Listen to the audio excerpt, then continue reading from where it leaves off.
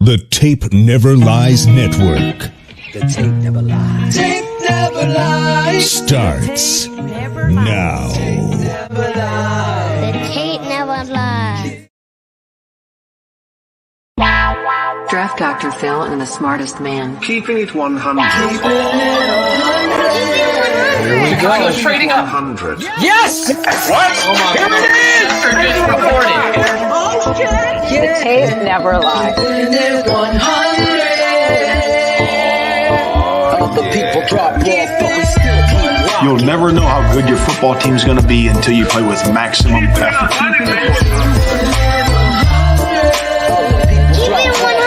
Keeping it 100. Open competition over the North and never give it back. Smartest man. My Chicago Bears select Justin Fields, quarterback, Ohio State. Guess who's back? The two dudes that kept it real. Dynamic duo that you love, the smartest man in Dr. Phil. Breaking down the film, never a problem, kick it straight. Most shows focus on stats, we focus on the tape. We keeping it 100, never running east to west. We coming with that truth, cause that's what our fans expect. Cut off the freaking anchor, forward to be free. But don't you worry, Shane's got the dumbest tweets. It ain't no secret, Phil and Shane got some haters. But now them out stuck like the two and now and later. Debaters, frauds get kicked like Coach Tabor. Cuts had to be made, we added the barber moderator. Up and down, boys got you double checking. Sad sacks trolling like a fool, drunk texting. Flexing on the truth cause you know they'll never change. Real, recognize real, that's what you get with Phil and Shane. What we do when we're breaking down the Bears. Fuck a play or a captain, all of the unchairs. The tape never lies. The truth, you see, we laugh, we analyze, so there's no babies like Maybelline. Straight to the truth with acumen and facts. We got a sad nerd, but he's not just giving nerd stats. Car crash,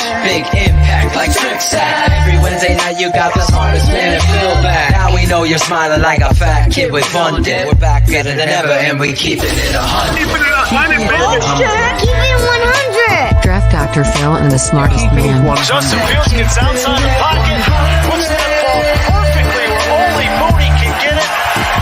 1 point, 2 feet. Draft Dr. Phil and the Smartest Man. Keeping it 100, baby. Keeping it 100. Draft Dr. Phil and the Smartest Man. Keeping it 100, baby. Keep it 100. Keeping it 100. Bears never lies. Yeah, exactly.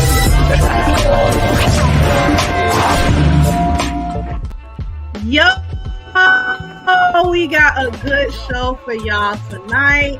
We got a game tomorrow that I'm not looking forward to. But for tonight, we got David Kaplan from ESPN's 1000 joining us. So just get ready because everybody fired up. So without further ado, I'm going to bring in the guys that you came here to see. We got the smartest man, Mr. Shane. Hey, it's me. What's up, Cherie? Hi, how are you? Hanging in there, you know, my football team sucks and Yes, the organization as a whole sucks, but we'll let Phil wet his palate in the background before he comes out here. Because I know he's he all got something fired up too. Yes, so let's go ahead and bring him in, Mr. Draft Dr. Phil. What's Hi, up, Phil. Sheree? How are you? Here's a mess. I'm running off the practice field.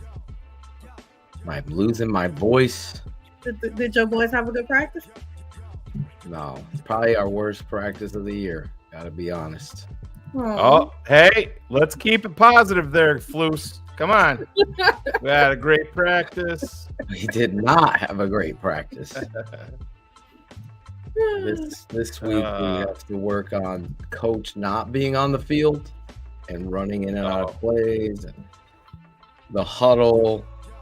I was fired up. Coaches were fired up. Cheap shots were given on the scout.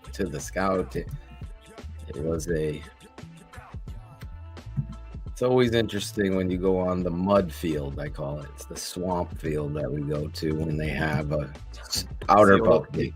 The old Soldier Field. Just call it that. Basically the old Soldier Field. 100%. So yeah, I'm not that happy tonight. About Jack the coming Bears, in hot, talking about the nonsense. about the Gonna be here for our goddamn. first win tomorrow I night. wish I was that optimistic. Oh, I'm gonna be pre-gaming tonight to prepare for tomorrow. Pre-gaming. we'll see. Yeah, How I'm are right you there doing? with you. Jack Rousey's ready. Yeah, He'll that's what we be just there. put up there. Oh, I didn't see that. Sorry, I double booked. Oh yeah. Double booked. Oh my God, the new Bears are the old Bears. Same No, old Bears. the new Bears are the same old Bears, right? New Exactly. Bears are the same old Bears. Who would have thought? Yes, I knew that there was always a propensity for this. I didn't think we would be to this level. You know what I mean? Heading into week 5. I mean, they finished with the number 1 pick in the draft last year, and they've clearly regressed from that point with all of the changes that they've made. And I've changed my whole perspective on the front office and everything. I think it needs to be a clean sweep. So That's where I'm at. I don't know this stat, so if anybody has that information, how often does a team get the first pick, like in back-to-back drafts? Is that's not something that's common, right? I'm looking that up. I think Jacksonville just did it. Jacksonville had Trayvon Walker and Trevor Cleveland do Lawrence. it once. Probably, yeah. I Them mean, it's couch. definitely happened. But the best stat, I mean, the best thing that we have going for us right now, what is the stat? 17 out of the last 21 teams that started 0-4 got the number 1 pick in the draft. And there's only 2 teams in the NFL right now that are 0-4, and the Bears control both of those picks.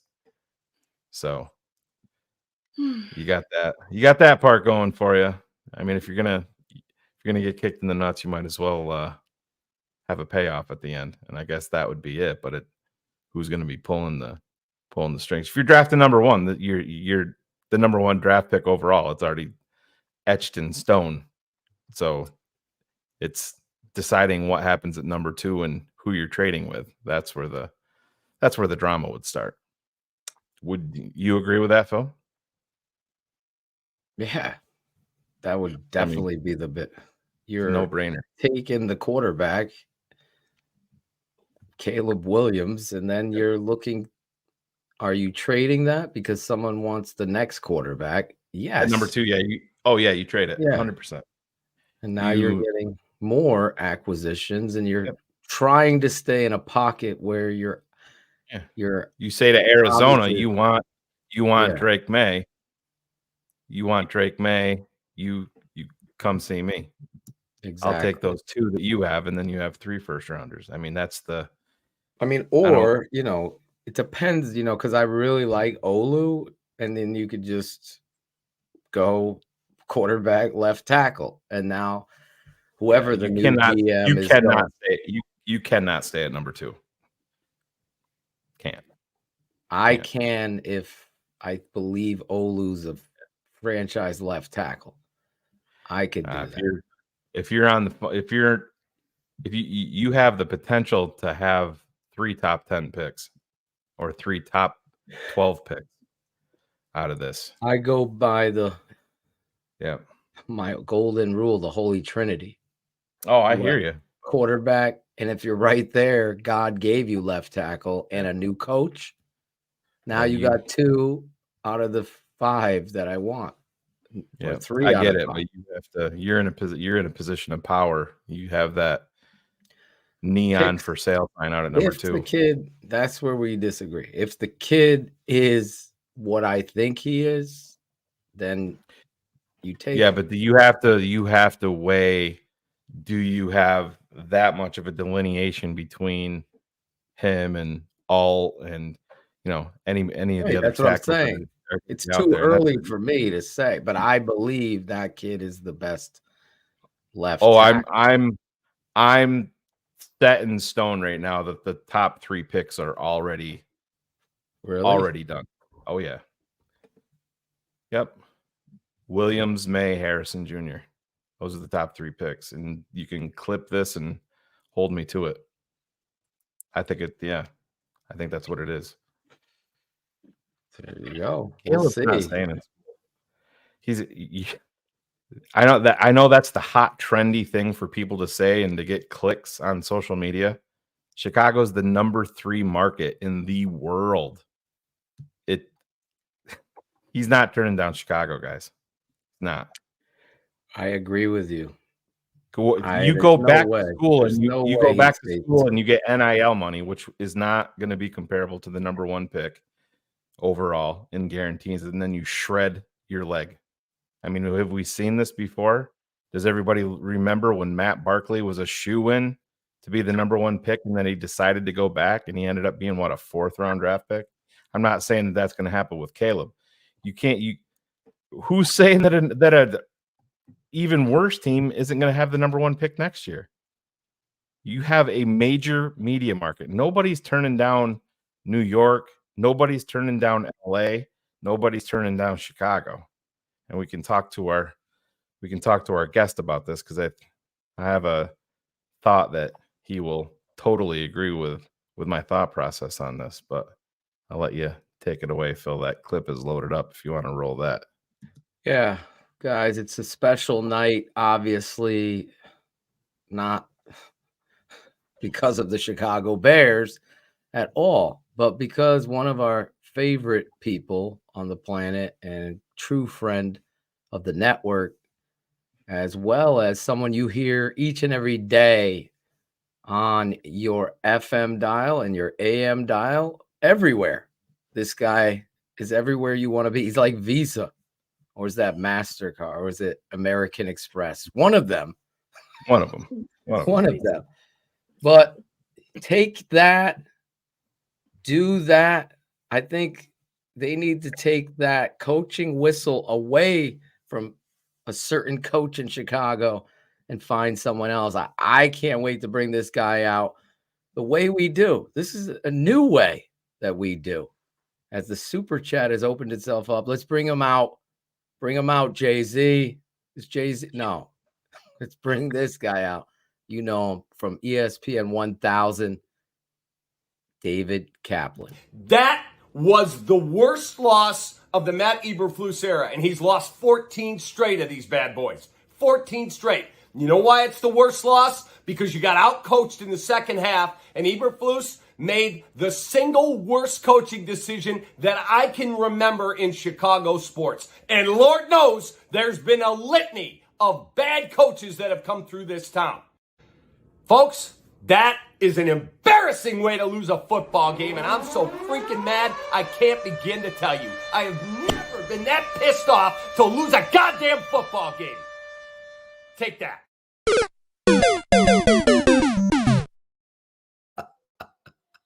You guys are something else, man. There's not much to get on the couch reading to my grandson downstairs. I got a 2.5-year-old grandson and a 5-month granddaughter. My grandson's down there. Can we read another book, Cappy? He calls me Cappy. Is there? I said, Nope. Uncle Phil and Shane are going to have me on their show. I got to go to work. See you later.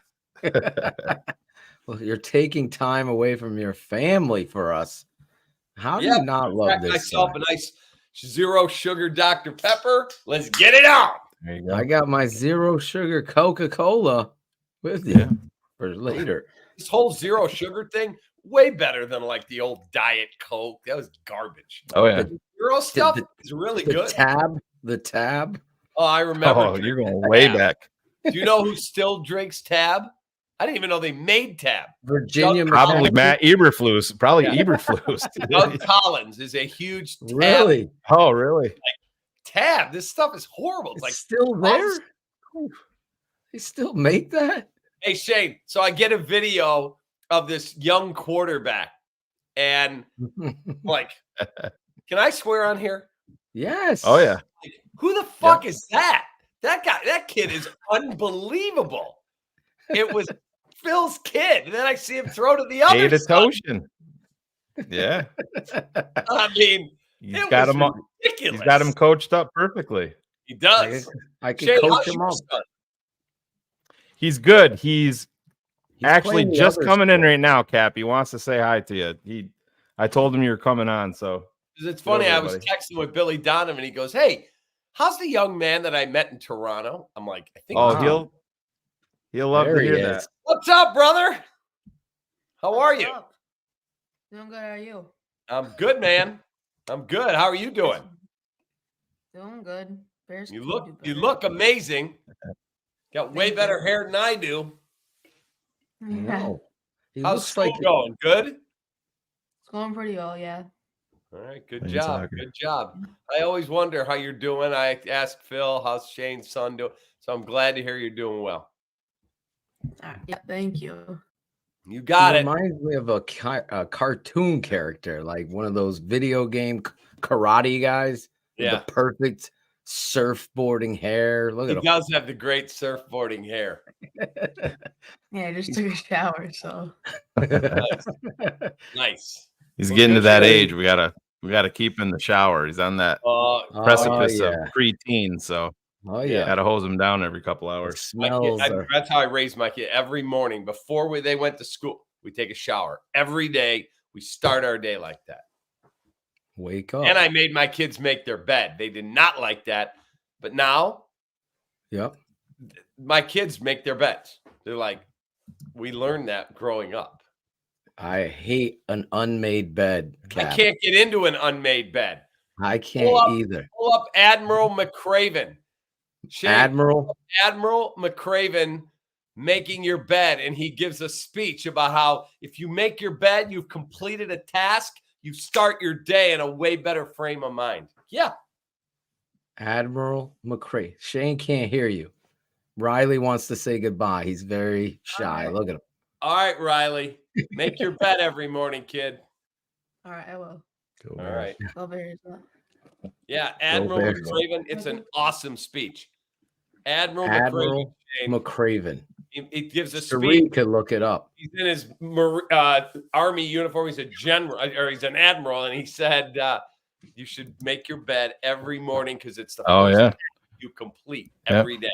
So my kids, I made them do it, and I told them, "You can't get on the bus. You let us miss school? No, I'll make you walk to school." And one of them tried it. Get moving.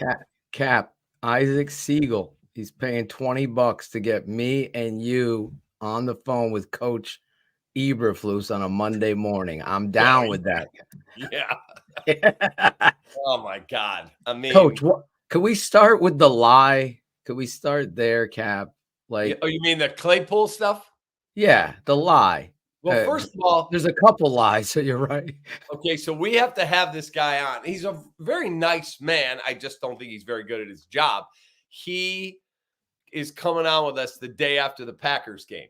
So Jonathan Hood says, you bring him in, you welcome, you get the first question. Okay. Hey, Matt Eberflus joins us now on the CarX Tire and Auto Hotline. Play the little jingle. No, you know me. I'm not going to soft soap anything. I immediately, first question, Coach, let's talk about that debacle yesterday at Soldier Field. It looks at me like, debacle? First question? Yeah, that was a freaking What debacle. else could it be? That's why I love you. First question. Debacle. Mr. Rainbows and Sunshine Eberflus is trying. He can't spin positive with you. That's what I like. You backed him into a corner. He's very uncomfortable and comes off as he's in over his head, especially when you're asking him the tough question like that. Because you did. I texted you immediately. I'm like, don't let this guy off the fucking Shane, hook. we're their partner. Their games are on our air. This guy, your partner, there, wants me to ask him, why are you lying to us? He wants me to right after. I can't do that. Oh yeah, no, we get it. You could just see he's in quicksand, Cap, and he doesn't know how to get out. I mean, it's like you said, Cap's not telling you. He on. did listen to me and say, Coach, wait. So the shotgun to get a half yard to go back. He did ask him. Why would you lie about not telling Claypool to stay home? Why not just be honest with the fans? As I said last night, you don't go back to get 1 yard. Why would you, as the head coach, sign on to the shotgun when the tush push has been so successful? This is a team that uses a tight end, non-athlete, instead of their 240-pound quarterback. Lastly, why don't you ever take responsibility for the in-game issues? When you come out of every loss for the last 14 straight, why are you listing the positives? It's disgusting.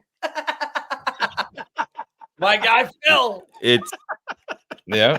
He's not wrong. That's true story. You know, there's so much truth to that, you know, and I know Tomlin he didn't stick to it yet, but they talked to him and he's like, yeah, you're damn right there's going to be some changes. And I said, if you didn't know the situation that the Bears were in and you listened to Eberflus and a presser, you'd be like, this team's fighting for a wild card spot or a playoff spot. Everything is fine. Instead of 0-4, they're like 2-2. Exactly. Yeah. Okay, so here's the thing. I blame Bears PR because like this guy came off the field, just lost an emotional game. He's lost 14 straight. Somebody in Bears PR has to go, Coach, we need 2 seconds. The media is going to ask you about Claypool. We can't hide this stuff. Just tell them we sent him home Saturday, told him he's inactive and not to come to the game. Anything else, talk to Ryan Poles. Instead, they leave this guy to twist in the wind. He's already wiped out, exhausted mentally, physically, because they just lost. He's going right to the office to start getting ready for Washington. Like, I do have some empathy for him. I don't think he's good at his job, but I have empathy. They don't do any of that. And then, how do you not get a coach media training? Like, let me train him, because especially in Chicago, up there taking 23 questions about Chase Claypool. How about you come out as the head coach? You go, folks, let me make a quick statement. I'll take all your questions. Chase Claypool is not in the building this week. He will not be active on Thursday night. He was not at the stadium on Sunday. We told him on Saturday you're inactive and not to come to the stadium. That's all I've got for you. Coach, is he going to be with you after that? That's all I have for you. Any other questions? Fire them off to Ryan Poles. I'll talk about any other topic. Coach, I'm going to say it one more time. I'm not addressing someone who's not in the building. He's not here. We're on to Washington. Anyone else ask me about him, this press session's over. That's how you nip it in the bud. What a real coach would do, though. Yes. Right. If he needs a presser to help him or PR, like you're 100% right. This is a franchise that looked at Russ Grimm and made him go out and perform a mock interview if he could be hot. This is a franchise that is so afraid of personalities because Mike Ditka was bigger than the McCaskies or whatever they got their panties in a bunch of. They get the Lovie Smiths, the Dick Duran. Let's go to church together. Let's all pray that we're going to be good. No, get someone in there like a Kaplan. Your person that it just exudes that you want to win, that you care, and you're in control. There's no confidence in Eberflus. Your text reminder to me was like, who the frig wrote that? He's a genius, because the Bears are who we thought they were. Right? Yeah. It's embarrassing. Denny Green had it right. To be at this point, again, I did not sign on that they were going to be really good. You and I disagreed. I said this team's not ready. They're not. But to be embarrassingly bad like this, that's a joke. I totally agree, Cap. It's beyond embarrassing. It's beyond. It's what's her name? Taylor Swift is spiking on your head. Embarrassing. It's memes. You've become, and it's so funny, Cap. I want you to talk about this. You haven't won in 14 games straight. Yep. And you, as the head coach, have not once come to the podium and taken responsibility for 4. In fact, you tried to pass the buck. We're on to the next year. We're not focusing on what happened last. That kind of mentality is a loser's mentality. Am I right? Yeah. You know what was really, really awful? My wife and I went to Kansas City because the CEO of her company, is a Chiefs season ticket holder. So we flew out there, met them in KC, and we went to the game. Had a great weekend. Bears get the ever-living shit beaten out of them. And literally, all these Chiefs fans, like most places, they're just abusing you. And you got to wear it. Right. They're actually stopping you. They don't know who I am. They just think I'm just a goof and bear stuff. They literally are going, God, we feel so bad for you. Oh, man, you guys are horrible. Good luck. Have a safe trip. Like, taking pity on us. And I'm like, that's actually worse. That is right. Like to be patronized by a bunch of Kansas City fans. Nice. Sorry, little. Oh, my fucking God. Yo. I'm sorry. I hit that by an accident, man. I was trying to get to the Shane had to reset his computer. He was sending me a text. I was trying to click it to see what he said. I hit the button. I apologize. Oh my God. But that was Dan Wiederer getting pissed off at Larry Mayer for anyway. Wait. Right. I need to know this one. Larry Mayer pissed off Dan Wiederer? No. Dan Wiederer was telling the story of Pernell McPhee. Yeah. And Pernell McPhee signs with the Chicago Bears. Yeah, that was a great signing. And Dan Wiederer is standing there ready to interview Pernell McPhee.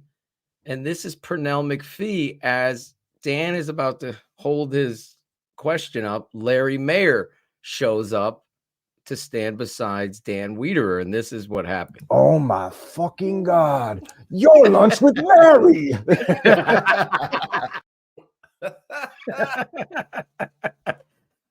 That's where we've gone to with the Bears PR department, Dave.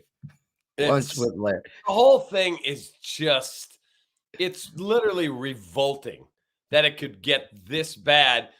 Like I said to on my recap, I was telling my wife, if I was the GM, I would have fired him in the building on Sunday unless my owner told me I couldn't. I literally would have walked in and went, hold on a second. We've lost 13 in a row at this point. You had a 35-yard field goal to give us the lead with 2:52 to go. That team sucks. Make them play from behind. Are you freaking kidding me? You're done. Here you go, sir. Have your agent call my PR department. We'll put a statement out. You're done. Out. I agree with you. Honestly, I know Peter King apparently has come out and said if they lose Thursday night, he won't be surprised. I know Albert Breer 2 weeks ago said he has until after the Commanders game, that mini bye, to try to turn this around. Whoever's making that decision, is it the GM? Is it Kevin Warren now? Is the GM getting another chance? In concert. It has to. Is it? That's what I was going to ask you. But I just don't see. They've never fired a coach in season. Never. I know, and that's a problem, though. We know it is. So maybe this is a good thing that finally you got a guy that Kevin Warren sees the train is off the track.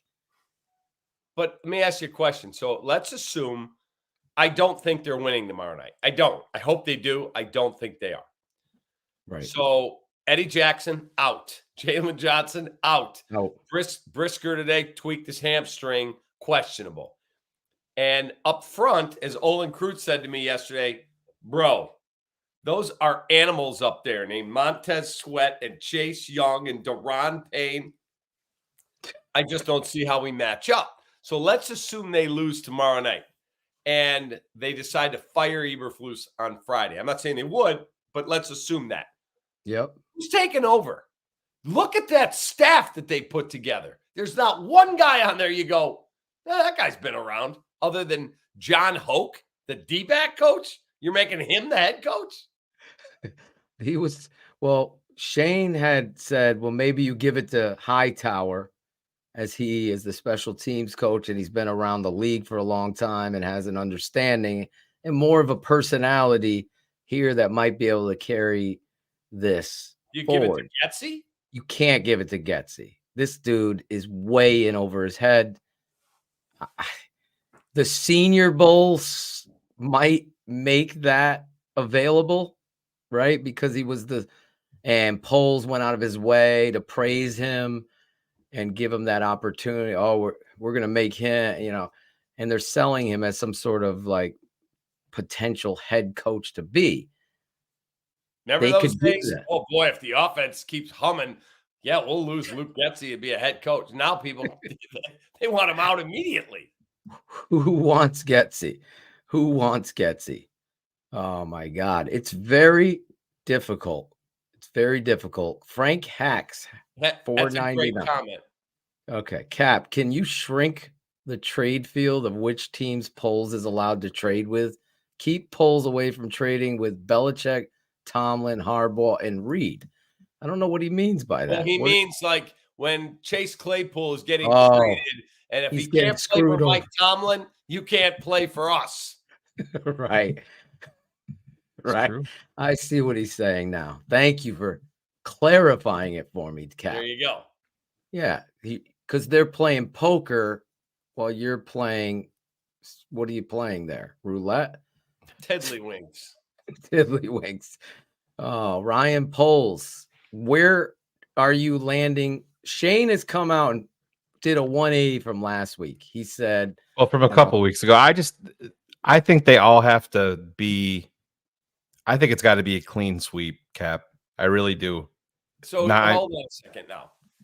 You're going to go through, if you get rid of the GM, yep, you lose the assistant GM, who's highly regarded. You lose all the scouts. Well, I think he should be part of I think Ian Cunningham should 100. I'm not so sure he's not the right man for the job.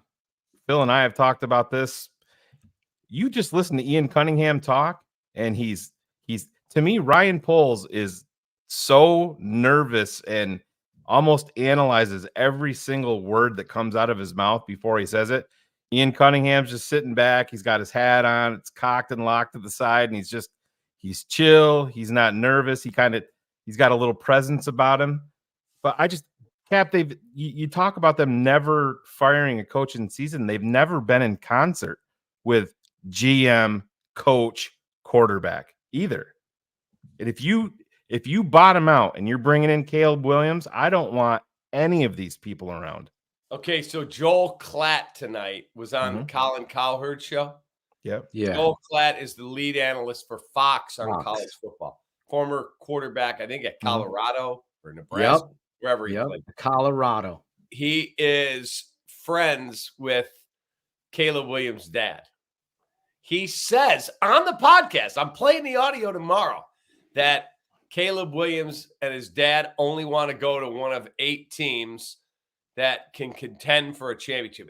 He said there's 8 to 10 that can right now contend and maybe win the Super Bowl. He won't go to another franchise that doesn't do that. And my response to that is, who the fuck do you think you are? Right. You're gonna leave all that money on the table and you're gonna stay in college again? Good luck to you. Yeah. I don't. That's what we were talking about when you came into the green room there, Cap. That's what we were talking about. As bad as the Chicago Bears are, I mean, if you finish and you have the number 1 pick, who's as bad as the Chicago Bears organization is? It's still the 3rd largest market in the world, and it's Chicago. Caleb Williams comes here and he is a good quarterback and wins. It's Jordan and then Caleb Williams. Cap. Agreed. You know what I mean? Who's passing that up?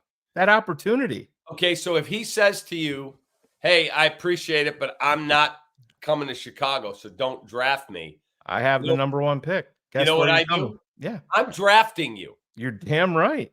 I am not trading this pick. I am drafting you. You want to go back to college, take a chance on getting injured? Good luck. Yeah. But we are going to pick you, period.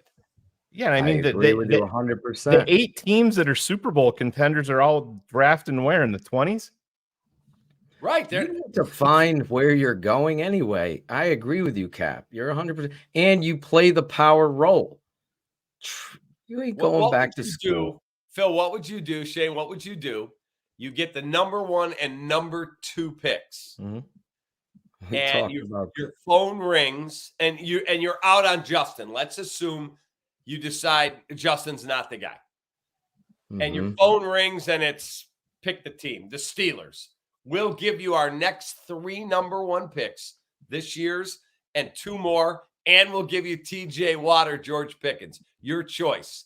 Are you taking that package or are you taking the generational quarterback? You're taking the generational. Pittsburgh's not winning. Pittsburgh's not winning with those guys that you just offered me either. And they're a much better organization. So, Cap, 17 out of the last 21 teams that started 0-4 finished with the number 1 overall pick. And there's 2 teams that are 0-4 right now, and the Bears control both of those. Yeah. So that's the thing. And I mean, like we were talking about before you got here too. I said to Phil, Rick Spielman was on today. He does a podcast, and it's Rick's a good dude. It's very, very smart, and I love listening to him. They went through every single NFL draft starting with this past year, and he said, this is right from Rick Spielman, I take Caleb Williams over Trevor Lawrence. I take Caleb Williams over Joe Burrow. Went right through all the way back in 2012. Well, and he goes, that brings me to Andrew Luck. And he goes, even Andrew Luck. He goes, if I had to make a choice and I was on the clock, I would take Andrew Luck only because he is a more developed passer. And even then, it's a complete toss-up. So then they threw him a wild card, and they said 1998. And you have Caleb Williams and Peyton Manning. He said he'd take Caleb Williams. So I said he's the best. Williams, obviously not armed with the knowledge of what Peyton would become, but what he was in that draft. He'd take Caleb Williams over Peyton Manning, Joe Burrow, Trevor Lawrence, and Andrew Luck. He said if he had to make the pick right now in 2012, and it was between Caleb Williams and Andrew Luck, he would take Andrew Luck only because he's a more developed passer. The other guy is taking him ahead of. Yep. He said it's razor thin, and he said it's honestly a complete toss-up. Yeah. If the best Caleb Williams and his father say that to you, you say that's fine. I have the top 2 picks, and I'm taking you number 1. Correct. Right. End of story. Or I would be, I would do that as well. Sorry, I wouldn't mess around. Because there was bullshit out there saying that he can make a ton more, and he cannot make more in NIL as the number 1 pick in the draft in Chicago. Cap, you're there. He could sign 1 or 2 endorsement deals and live off of that for the rest of his life. Correct. Take everything away from it. Do you know how huge Caleb Williams would be in this town? Oh my God. I think we have to talk about that. He would be big without winning. And this is what I've said to people. If he comes here and he wins, it is Michael Jordan and then Caleb Williams. And that is not stretching it, Cap. You're there, man. You know. And I'm here in New York. Like, the Cubs winning the World Series was the biggest sports story other than the 85 Bears in my lifetime. Yep. So I'm trying to think. The Cubs had a great team. Chris Bryant had a great season, but he never turned out to be the generational player they all thought he would be. So if Caleb Williams led you to the Super Bowl, you won the freaking Super Bowl. Oh, my God. And he's the guy. He's not like Rex Grossman. Right. The proverbial monkey driving a limo, as Dan Hampton called McMahon one day. I'm trying to think. Is there anybody? So Michael's number 1. Hockey, those guys were great, but they're not. It's hockey. Yeah, I'd have to say in my lifetime, Caleb Williams, if he won the Super Bowl here, would be second only to Michael. It's not even close. And as bad as the Bears are, it's a Bears town. Right. Without a doubt. It's football. Football is the number 1 thing. I mean, Dave, you work on a radio show, AM radio. You start talking baseball, the ratings start going down. You bring on the football, the ratings just are there. People want to talk, they want to analyze, they want to hear about it. They live and die with the Bears, and so do we. But to me, Caleb Williams, like, I got a lot of shit for this last year, Cap, because I said, well, with the first overall pick, I would have to analyze Bryce Young. I felt I liked Bryce Young better as a quarterback coming out of college than Justin. I made that known. And I said, well, if Caleb Williams was there, it's a slam dunk. You trade Justin and you take Caleb. He's that good. I've not scouted a quarterback in the last 15 years. So me and Spielman are on the same page here. This guy is elite level football. He's like Aaron Rodgers and Lamar Jackson together. He's smooth, fast, accurate, anticipating. He's everything any franchise. So you would never give that away. Okay, so let me ask you a question. You fire Eberflus, whether that's at the end of the season or Friday morning or next week, whenever it is. Right. We can agree he's not coaching this team next year. So he's gone. And who are you hiring? Because that's who I want. Come on. I've been wanting this guy for 25 years since Stanford. I want someone who stood in front of a freaking press room and can command a room, who has been a head coach and can deal with players. It's not even that. It's not even just that, Cap. You want somebody that can walk up to George and say, shut the fuck up and let me go do this. Yeah, exactly. You stay there. Correct. You tell me what would George do? I want Ben Johnson. You have no idea if Ben Johnson can be a leader. Exactly. Men. You know he's a good coordinator. Well, so was Matt Nagy. Fuck, Mahomes loves Matt Nagy. We know how that worked out here. Coach, you of all people know, just like I know and been preaching on this network for years. It's the most important position aside from quarterback. It's head coach. They have to be the leader of the men. The team is a reflection of the head coach. Here's how they play. Great story for you. So they hire Eberflus. I mean Tressman. They hired Tressman. They had Bruce Arians in the building, and they had Tressman. And they asked both of them to meet with the media for the fake press conferences. Stupidest thing ever. And Bruce Arians says, I'm the coach of the year this year with my coach is in the hospital with cancer. I'm the interim coach. I got named NFL Coach of the Year. Pull up any of the tapes of the 4 billion interviews I did. No, I'm not doing your mock press conference. They hired Tressman. I get the scoop. So I call Tim Brown. I get a number for Tim Brown, the Heisman Trophy Hall of Fame receiver of the Raiders. I don't know Tim Brown at all. Hey, Tim, my name's David Kaplan, and I'm working on some stuff here on the Bears. Could I get you on to talk football? Yeah, what are you going to ask me? I said, I don't know yet. I just want to talk football with you. I might have a scoop, and it might relate to a coach you were with. Okay, I'll come on. He comes on. I break the story.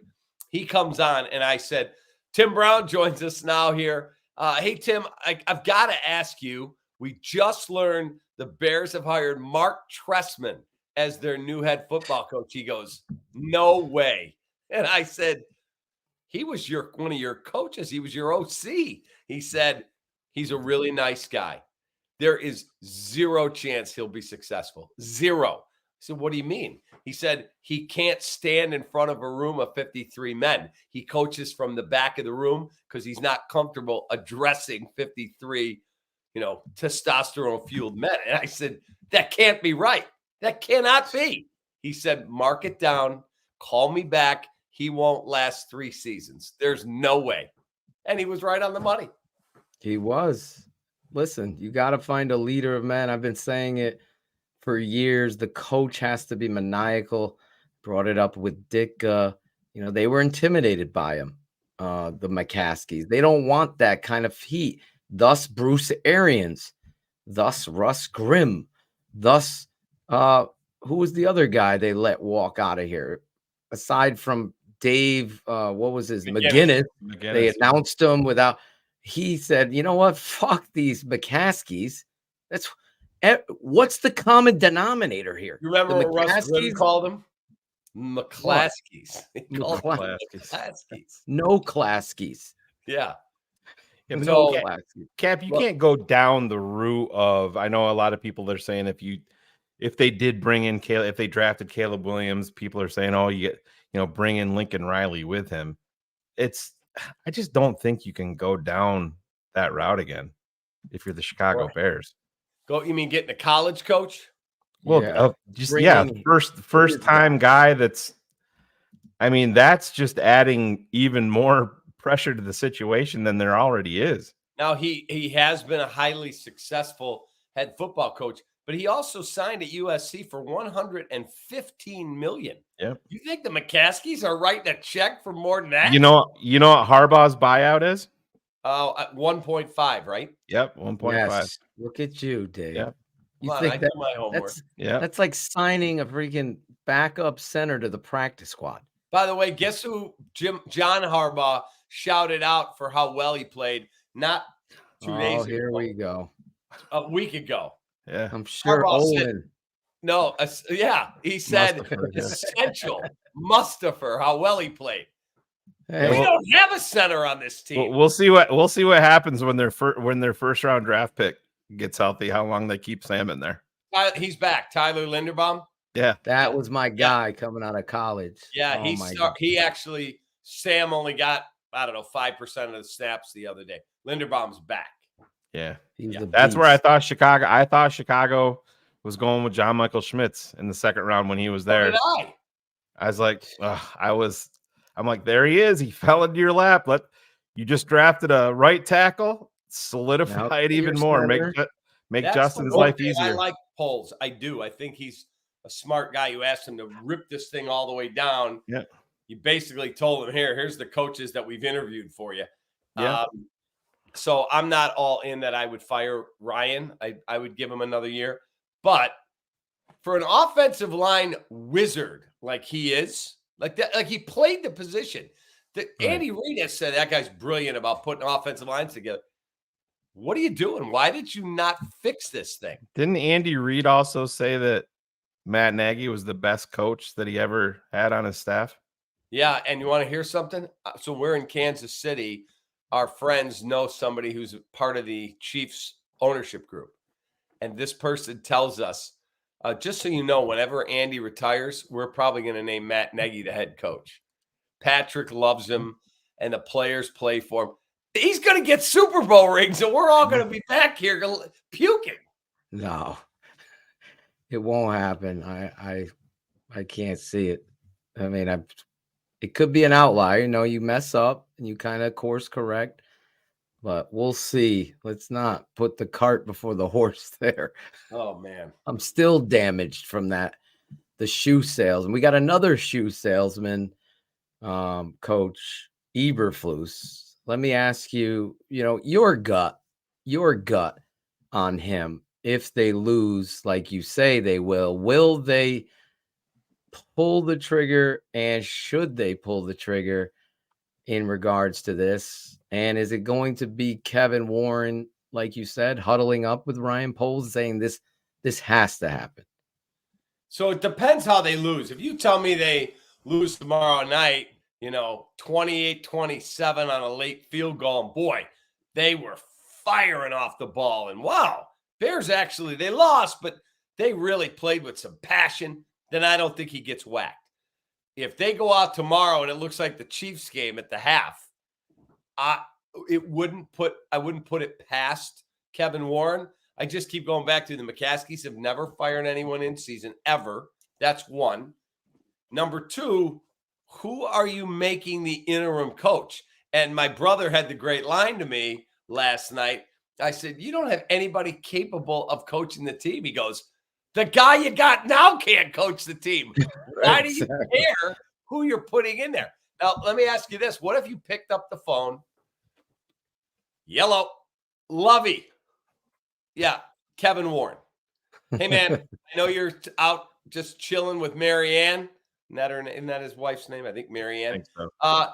Well, how much you want? I want you to come in here as the DC, and if I fire this clown, I'm going to make you the interim coach. You okay with that? I'm not, No. because he's not here. No. I think you turn.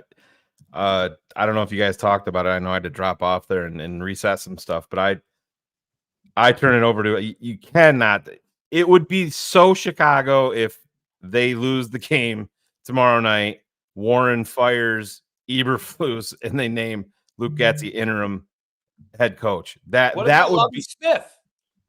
He hasn't been here. I don't even. Is that He runs the Tampa too? Has that ever happened in the NFL before, where they took an outside interim that's never? I don't think Saturday. Oh, that's right. Yeah, I did forget about Wasn't that. Saturday on the? Wasn't I he don't think there? so. Wasn't he was on on TV? ESPN. He was a Yeah. TV Oh person. yeah, that's right. You're right. I did forgot about Saturday. And you saw how that. I would turn. Hightower's been in the league since 2006. He's still only 43 years old. He's special teams coach, is coaching guys on both sides of the ball. I mean, That I don't would be- know Richard Hightower. I mean, if he's Yeah. is he capable of doing it? It's not an easy job now. Oh, Right. yeah, I know. But can it get worse? I mean, But look, let me say this, Cap, real quick, because even your your what do we call it? Your hypothetical there by a late field goal, they lose. Let's take a look back. It's 14 straight. It's 31-0 versus the Chiefs. 34. Only to turn around 34-0 versus the Chiefs, only to turn around and go 28-7 versus the fucking who did we play? Denver. Lost by what? Got 70 points put up against them by the Dolphins. Yeah. So two opposite extremes, one historic, never before seen in the 103-year history of the Bears in a loss. How the fuck could you even? How does he still here? Is beyond. I think the problem is you saying the McCaskies have never done. Fuck the McCaskies. They're the problem. Like Kevin, this is the problem. But the problem Don't is do the Kevin thing works for them. He doesn't own the team. The do you think- president. He's just Yeah. a fan. We can't do this. They can't do it. I'm just a fan. I'm not a football evaluator. I mean, Shut the no fuck shit. up, Cap, George. did you know that if you go to ChicagoBears.com and go to the rundown of the franchise, Yes. that Ted Phillips is still listed on there as a senior Can we get advisor? that picture up, Cherie. It's in the chat. Claudio put it. I can grab it. I got it right here. I have It it is right here. scary, Dave. This is what I teased in my promo of having you on the show tonight because I wanted you to react to this. And Claudio, the barber, who's not here tonight because he's at a flea market. He's one of those pickers. He finds stuff and then sell. He's looking for a head coach for us. He's looking for a head coach at a phone flea number. market. Order. Yes. He might be a hoarder too, or a whore or two. I don't know. I mean, But he it's finds this. It's truly we're like the Browns. That's what we are. Oh my God, we are. We're in a level of dysfunction, the likes we've never seen before. I thought it was bad under Tressman and Nagy. I have never. Matt Nagy's a really good dude, and Matt Nagy he's a competent football coach. He's probably not a head coach. It just didn't work here. But right. Let's not forget now, Matt Nagy, we ran out of town, all of us. I was leading the charge. 12-4, 8-8, 8-8, 6-11, get out. Dude, we haven't won in 14 straight fucking games. That dude had 12-4, 8-8, 8-8. We thought it was horrible. Exactly. That's why I'm like, this can't go on anymore. There he is. Senior advisor. He's still. What's he advising? Except what is he advising? Well, Kevin Fishbane had. Well, Claudio has a clearer picture, Shane. Yeah, well, I mean, but it goes down the list. This was all in. So back in March, Kevin Fishbane tweeted this out. So I can give you the exact date. It was March 28th, 2023. Kevin Fishbane tweets, Just wrapped up a conversation with Bears chairman George McCaskey. One note, Ted Phillips' last official day will be April 14th, but he still will be serving in a consultant's role available for Kevin Warren and George McCaskey for some period of time after that. So here we are in October, and he's still up on the ChicagoBears.com website. I don't know Ted's age, but it's probably a way to keep him getting his On the payroll. benefits, Yeah. health insurance, and all that. Because I hear he's not doing anything, nothing. Well, let's hope. Okay, let's hope, because I see that the structure. It's weirder. Sheree, do you see that one? It's in the production chat, and Claudio put it up there. Hey this Shane, morning. what was the stat you gave me about 0-4 teams? 16 of 20. 16 out of the last 21 teams that started the season 0-4 have finished with the number 1 overall pick. And there's only 2 of them in the NFL right now, and the Bears control both of them. That's unbelievable. How about this? So I talked to a friend of mine who works down in Houston. He said for the Texans. Yeah. He said Poles had a deal done. It was done. He's trading 1 to 2 for Houston's number 1 pick next season in 24.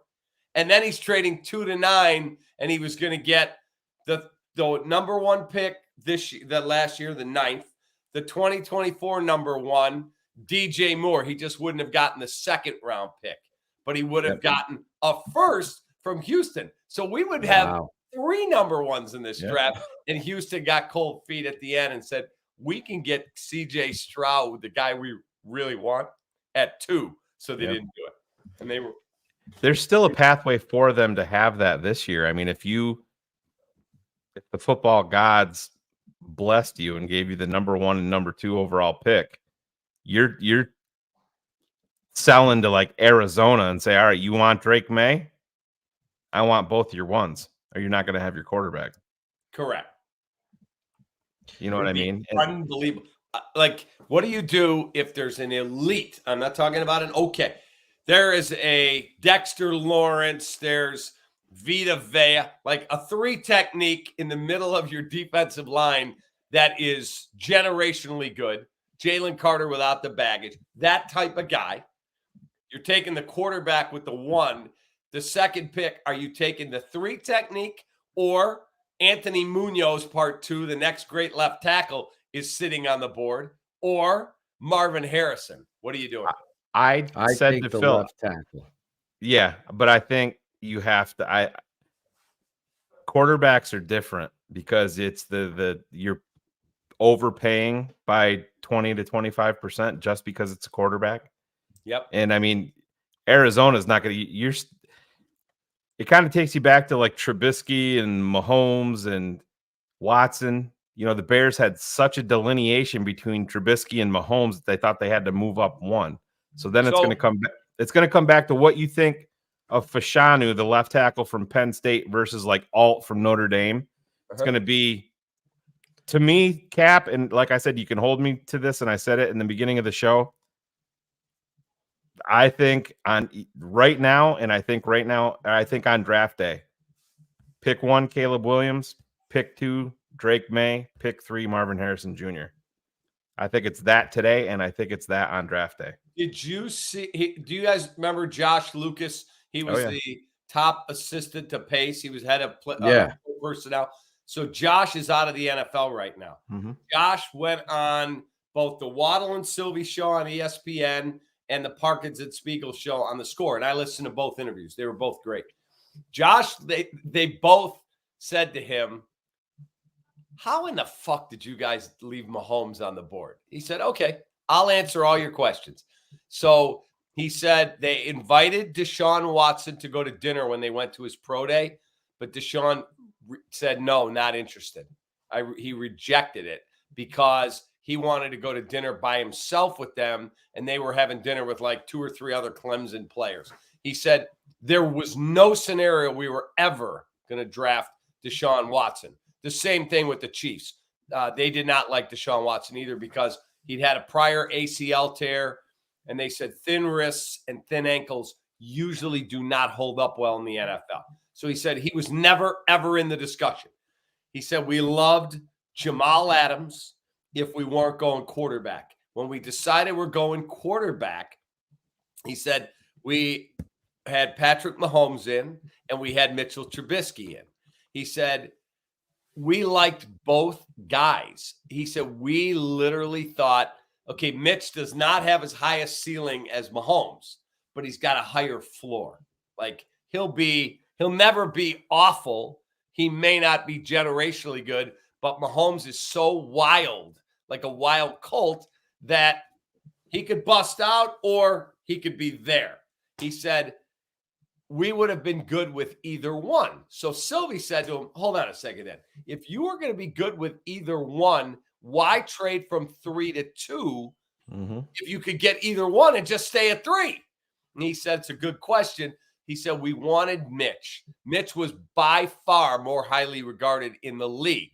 He said, everyone gets quiet now, but he said, we're getting phone calls. Will you trade 3? They're coming up for Trubisky, they find out. He goes, we're connected. We know guys in the league. He said, we're getting call after call. What do you want for number 3? We want Trubisky. He's like, okay, if you're coming to get my guy, he said, again, we were wrong. I'll wear it. We were wrong. He said, that's why we went up to 2 to go get our guy. And he said, in the end, he talked to the people in Cleveland and they said to him, half our building wants Trubisky at 1. The other half wants Myles Garrett. He said, it went right down to like an hour before the draft. They were thinking of taking Mitchell Trubisky 1 in Cleveland and leaving Myles Garrett and Mahomes on the board at 2 and 3. And that just shows you there's a lot of shitty scouts in this league. Because I don't know how you look at Mahomes or Watson and pass them up for Trubisky. I would never have. I wanted Watson, and then Mahomes was my number 2. And that's the facts. I thought it was crazy that Trubisky, but then again, we live in a different time, in a different world, and there's a lot of people that have jobs that shouldn't. And no doubt. I went back and pulled up before I was coming out with you. I pulled up that 2017 draft. Where do you think Patrick Mahomes on the ESPN rankings, what number, not quarterback, overall talent of the draft, what number was Patrick Mahomes? 50. On McShay or Kuiper? Is that like that's who it is? This is like, pre-draft. This is pre-draft you're talking about? Pre-draft. They had like the top 150. I would say it's 38. 38. Mahomes was 42nd. Yeah. 42nd. Trubisky was way up here. Yep. So exactly. And they try to cover that shit up. And again, I never hide. I had I had a higher grade on Mac Jones than I did Justin Fields. I've always stood by that. So did Josh Lucas. Josh Lucas said, I wanted Mac Jones. Pace and Nagy wanted Fields. Really? I didn't hear this part. Yeah, well, he said that it was between Fields and Mac Jones for them. He said, but if we they had the I didn't number hear 2 that. pick, we would never have taken Zach Wilson. We didn't like him. He said we would never have taken Trey Lance. He said if we were picking number 2 instead of 11, they went from 20 to 11. He said if we're sitting at 2, he goes, Trevor Lawrence was by far the number 1 guy. Not even close. Too. He said number 2, I would have taken Mac Jones or we would have taken Justin Fields. And in the end, Pace wanted Fields. He said he's the boss. We would have taken Justin Fields number 2. And they said if they wouldn't have traded up, they were going to take Darisaw, the offensive tackle that ended up in Minnesota. He said if we didn't go quarterback, we were taking Christian Darisaw, who's a really good player. Cap, here, I want to put this up here because he says Shane doesn't get the new generation. They don't give a fuck about the Chicago market and Jordan. He's just explained to him why that it's a business first and foremost. Fuck about Chicago because they are a brand, and Chicago lets them sell their brand internationally. They don't want to go play for the fucking Charlotte or Carolina Panthers. Right. New York, Boston, Philly, Chicago, and then LA because of the glitz. But those 4 markets, those are the 4 best sports markets in the United States. Yeah. Listen, And just to piggyback off Cap, I just think everyone's recency bias comes from the negligence of the McCaskies and this organization. But if you get a generational talent at the most important position in all of professional sports, or the most difficult and the most important position in the most popular sport in the only country that matters, US, then you're playing with every bit of whatever hand in poker is. You got the You're full playing house. with what they call the nuts. You've got it locked. Locked. Win in Chicago, you are a sports god, especially on the Bears. That is it's correct. Without a doubt. I'm a Bears fan because of the greatest football player that ever walked the planet, Walter Payton. Oh, That's why I'm a Bears fan. Josh McCown, you said. Cade So McNown. Let me, Cap, let me ask it to you this way. Wait, one the quick way thing. Cade McNown is literally, they hated him. Yeah. He's ducking under center. Olin tells me, Cap, he said, Cade McNown comes in, he's a rookie. Blue 80. And Olin turns around and he goes, we don't have that play in our playbook, bro. Didn't even know the playbook. Do you remember Shane Matthews? Yeah. The backup? We had him on and I asked him. I said, Shane, when you go out and you get, Cade McNown's the number one pick, I said, players are always the first to know. So when he came onto the field for the first time, after practice, 10 minutes in, he goes, I'll tell you exactly what I said. He said, we came out, Cade started throwing, and he goes, I turned, I'm like, this motherfucker can't throw, and we drafted him in the first round. Are you kidding me? There's Waddle 10 minutes into practice. Waddle walked on the field with Sylvie one day. This is several years ago. And he sees a receiver. He's like, how'd that undrafted free agent get a contract? They're like, Evan White. He's not an undrafted free agent. That's Joaquin Iglesias from Oklahoma. Oh, yeah. We took him in the third round. See you later. Get out. But that's the thing, Cap. If you look back, after they were in the Super Bowl and lost the Super Bowl, they drafted Greg Olsen. But you look at some of the drafts after that, Dan Bazine in round 2, he never played an NFL snap. Round 2. Embarrassing. Yeah. Garrett Wolf and Greg Gabriel has talked about it, that Lovey said essentially demanded him. They got him, and then Lovey didn't play him. Joaquin Iglesias played one special team snap for the Minnesota Vikings in the NFL. Jerron Gilbert played 5 NFL games. That's a third rounder. Michael Okwo. Next time you see Lance Briggs, ask him the name Michael Okwo, because they were quoted the night they drafted him. He was the Briggs replacement. He was number 55 from Stanford. Oh, I have Lance in studio the day after every game. Yeah, so ask him. Ask him the name Michael Okwo. Third round draft pick. He never played in the NFL. I'm going to say to Lance when he comes in on Friday, because I have to introduce him. Yep. Lance Briggs is here in studio. Dude, you're lucky you got this gig, because we were going to give it to Michael Okwo. That would be great. All of those guys, Cap, those are all second and third round draft picks, and they never played in the NFL. And then you wonder why you got to where you were. And it's the same right now.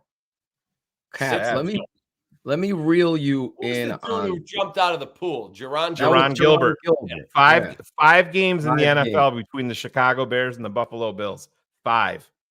Let me ask you honestly, an honest question about QB1 Justin Fields. Yeah. Is this kid ruined because of the coaching, or is he hindered by his own inability to process and read and anticipate what? Go ahead. I believe that he struggles with processing. I'm not telling you that he's got Bill Walsh reincarnated working with him. I'm not. But I do think he struggles to process. And I'll tell you a quick story. So my wife and I and my brother and his wife fly to Vegas first weekend in March, this past March, 6-8 months ago. and we're going to see Sebastian Maniscalco, the comic. He's hilarious. My brother is an eye surgeon. Sebastian's dad has a girlfriend, and the girlfriend's my brother's patient. Oh, I love Sebastian. Oh, we'll get you tickets. We end up going. So my wife and I on Friday night are waiting for my brother and sister-in-law in the lobby of the Wynn. We decide to play some blackjack until they come down. We're sitting at a table. We're literally by ourselves. It's 6 p.m. There's no one at the table. It's just me and my wife. We're playing, and this guy walks up. Hey, do you mind if I jump in here? No, not at all. Do I have to wait for the next shoe? No, I'm not playing for enough money. Go ahead. We're good. He starts talking to us, and my wife is on the leadership team of Lou Malnati, so she works in the restaurant industry. So I say, where are you from, brother? He said, I'm, moving to Vegas. Oh, really? My wife goes, Vegas, are you in the service industry? Because I'm in the restaurant business. He goes, no, I'm a football coach. Who you coach? UNLV? He said, no, I do some consulting with the Raiders. I'm like, the Las Vegas Raiders? He's like, yeah. I said, wow, I'm a sportscaster in Chicago. What side of the ball do you work on? He said, I do everything, but I do a lot of offensive film breakdown. Can I ask you a question? Yeah. What do you think of Justin Fields? Honest to God, he's sitting there looking at his cards, and he goes, no, he can't play. And he folds his hand, and I go, what do you mean he can't play? He's like, look, I'm not telling you he's a bum. He's a great kid. He's a great leader. He's an awesome athlete. He said, fast, tough. He's a very intelligent person. He can't read a defense. He can't process. He said he holds the ball too long. I go, so we got the number one pick. Are we taking a quarterback? He said, no, I'll tell you exactly what you're going to do. You're going to trade the pick to Carolina. You're going to get a Hall back. Your guys love DJ Moore. They're going to get him, or Brian Burns. They're going to get one of them. You're going to get picks. You're going to give him 1 year to turn his shit around. And when he doesn't, you'll have 2 first-round picks. You're going to get your quarterback. I go, you sound like you know this. He said, yeah, I got friends on the Chicago staff. He said, he can't process, period. Wow. This guy sounds like he could he's predicting the future. It's like Goodell gave him the script. March He gave 10th, him we traded for the exact package. Yeah. He gave me the story. He gave you the story. Cap, the night that you called me about this, about Billy and Riley, you shared that story with me, and you're like, guess who he is talking about? And I'm like, I'm so happy with what Cap was doing for my son, but I'm like, oh, he's gonna fucking ruin it because I know he's talking about our quarterback. Yeah. And I remember when you called me and told me that. Crazy. But that's the thing, and this is what listen, I think Justin's a great kid, and I think there's a ton of talent there. He's always been. I think he can read a defense. I think his processing is slow. Clearly, we've seen that. Nobody ever talks about there's no in between. It's either you're in Justin's camp or people are against him. Nobody's talking about you're at the point where you have to make a financial decision on the kid. And nobody's talking about that. And that's the most. Are you comfortable paying this kid $45 million a year? We just saw exactly. That's what I'm saying. That's the problem. And you know that interception that ended the Denver game? Yes. Get out of here. Get down. Get down. I've got money on the thought it was Greg Braggs. I've got money on the bases loaded one out. The interception that ended the game.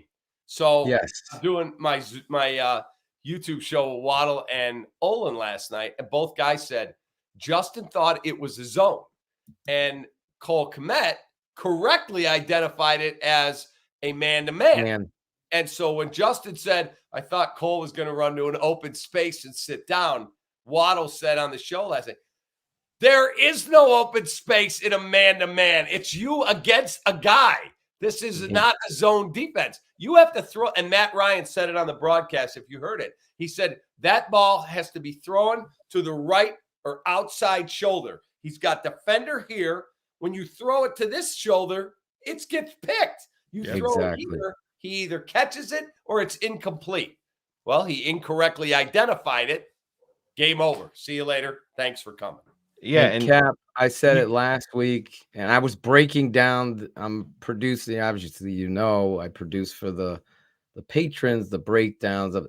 It's exactly what Waddle is talking about. He incorrectly deciphered zone when it was man, and that's why it ended. And Justin, and this is another thing, Justin has failed every time in these situations. As I said to Shane, how much confidence did you have in him when the walls are collapsing and the flow of the game, the old momentum, as Keith Jackson would say, old Mo has shown her head.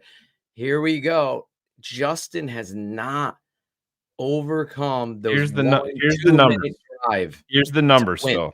Yes. Listen to this, Cap.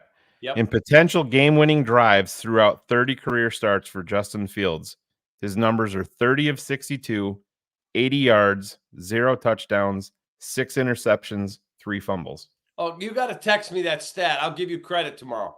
Yep. Text me that stat, please, because I'm going to use it tomorrow morning.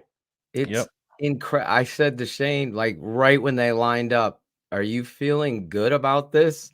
Because he's not done it. And I've broken down every in critical situation. The field goal. Cap. Yep. And you confronted Coach. I know you TTNL fans are huge fans of Cap. And you listen to him. He challenges Coach. He's like, I would have coached. I would have kicked the field goal, Coach. I'm just letting you know. I respect this man, Cap, for confronting somebody who can't stand being confronted for whatever reason and can't give you an honest answer. Cap was doing it. Remember what he said? I had a shot. Remember, Phil, when he said, what are you asking me? We told him on Sunday. Wait, what are you asking me? What are you asking me? Again, what am I lying about? Yeah. We played that circus music today with all his sound bites. It's terrible. But to your credit, you did say, I would have kicked the field goal, Coach. Correct. You decided not to. Can you talk? Yeah. And he's talking around in circles. And the fucking guy, when you put it on him, if you had to do it again, would you do it? He goes, yes. Who bets on a loss again? A loser. Right. A loser, right? I had a friend of mine. Fucking straight. I like to bet the horses. I had a friend of mine pick up the paper and he goes, hey, make a couple bets for me when you're going to the track. I said, okay, what do you like? He looked at yesterday's results and he goes, give me the 4 in the second race. I go, that 4 horse finished dead last. That's yesterday's results, you idiot. He wasn't looking at today's horses. He was picking losers from the day before. Sounds like Eberflus. You should have those numbers, Cap. I just sent them over to you.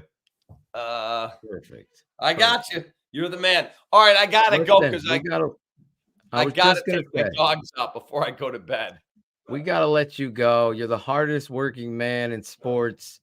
We love you here. Thank you for giving us so much of your time. And I love coming on. Let's do it again. You got a prediction real quick for tomorrow night? I'm going to say Washington wins 31-20.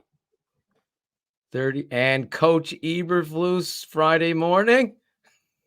He called today and asked if he could do it in the afternoon with Waddle and Sylvie because they won't get home till like 4 a.m. Okay, we're good. Okay.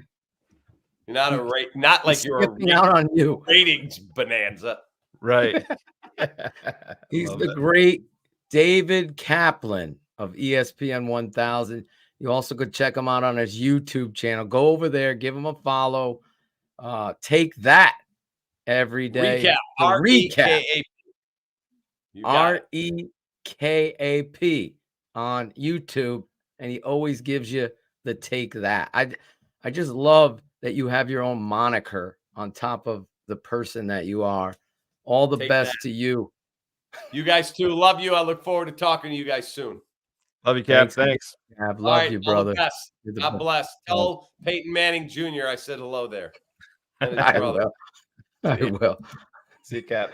David Kaplan here on TTNL exclusively Yeah, Phil, and coming you know, on. I think Cap is on the same page, and I know that I was kind of like monitoring the chat, and it's like I said, there's no in between on this talk. If you say anything negative about Justin, they're going to say, well, how come you're not talking about the defense? It's because it's all going to start with the quarterback.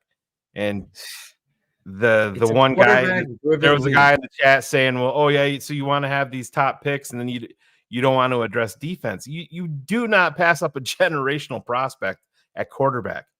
That's the best way to lose your job, 100%. How many people want to pass up on Dan Marino? How many people want to do that? If you had to do it over again, who I think probably, if we were to talk best talent of all time at the quarterback, Marino's in the conversation, right? Oh, how many hell teams yeah. passed up on him?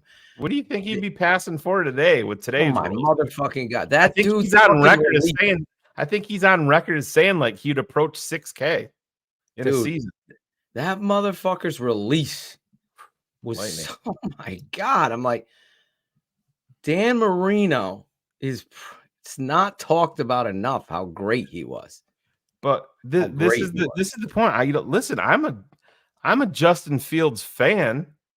So am I. First and foremost, I'm a Chicago Bears fan. And if you're being honest with yourself, how much now, Mr. Englewood, let me ask you this, and I'm not singling you out, but anybody that thinks that Phil and I are being too tough on Justin, put in the chat how much you're comfortable paying him per year. And that number is going to start at over 40 million a year. So you got to show me where you're going to be comfortable. Daniel Jones, for a mediocre to worse quarterback, set the standard financially. So that's the structure that you're going to be into with Justin Fields. Are you comfortable paying him 45 million a year? Answer that question in the chat. I'd be interested to see what people say. Yeah, that's the way you do it, Shane. That's the way. And if you say yes, you're fooling yourself. There's nothing on tape that resembles consistency. He would never sign for that. I mean, ever. Exactly.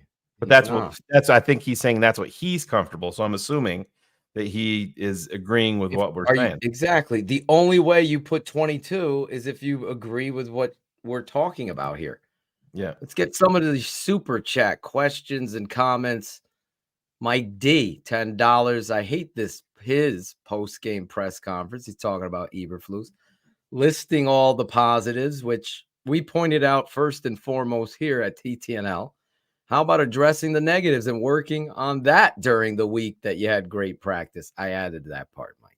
Only way you'll improve. I totally agree, Mike. We were the ones pointing this shit out, getting shit shot. Why are you so negative? Why is everything? Because you're 14 losses in a row and you've never once stepped to the podium and said, this is on me.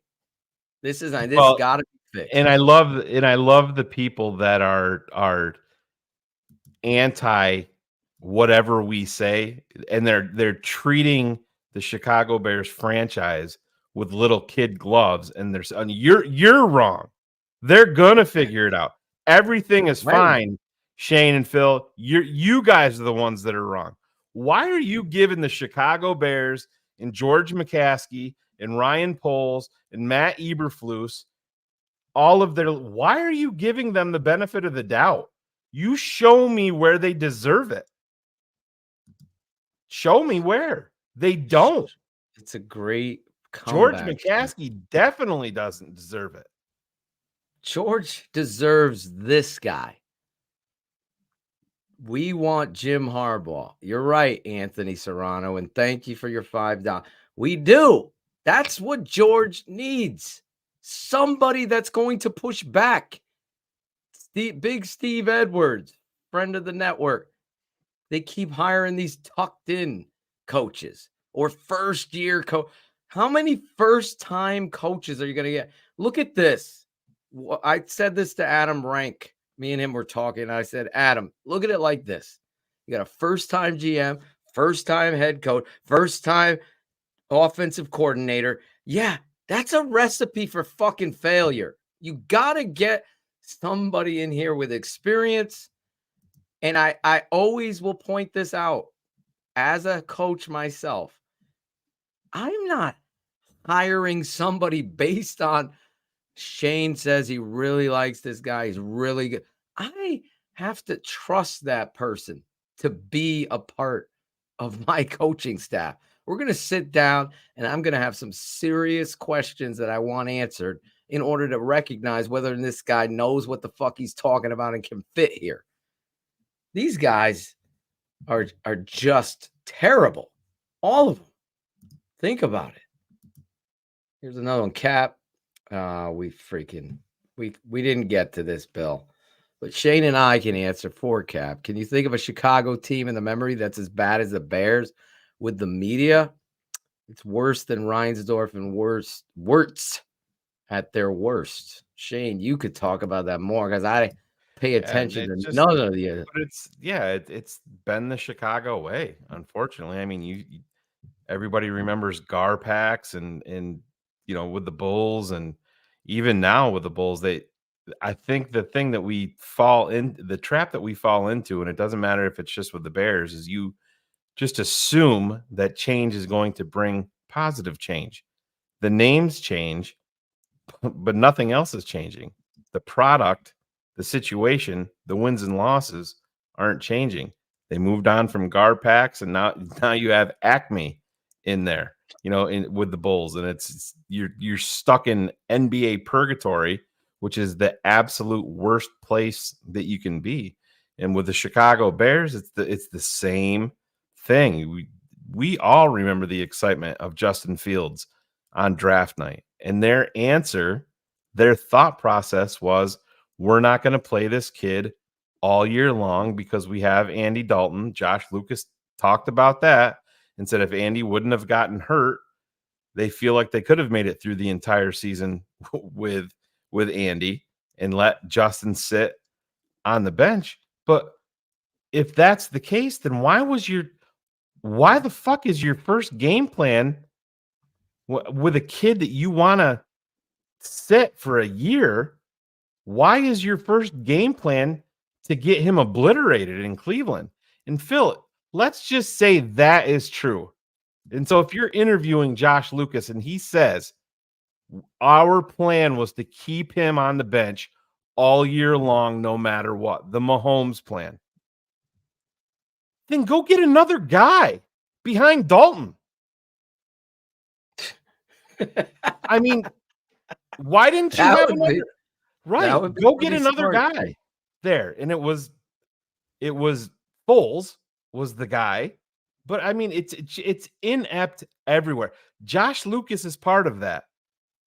Oh yeah, that's why I said there's a lot of shoes. It's easy to say everything right now. And Josh Lucas said that he sees incremental improvements in Justin, but he also said, I can tell you right now, there's talks in Halas Hall that have to be going on about trading Justin Fields in this season. I would be shocked if they did it. I would. But you have to look into it because you're going to have. You want to know why, Shane? No. Yeah, go ahead. Because there's a divide. Yeah. And the league is not that smart either. And there's a lot of fucking people so they could say it's the coaching there, just like the fans are trying to set sides. Then you have to strike when the iron's fucking hot. So I would, based on what I've seen, because let me start right here, Shane. So I'm saying I would trade Justin Fields. Mm-hmm. Based on everything I've seen and what I know of football.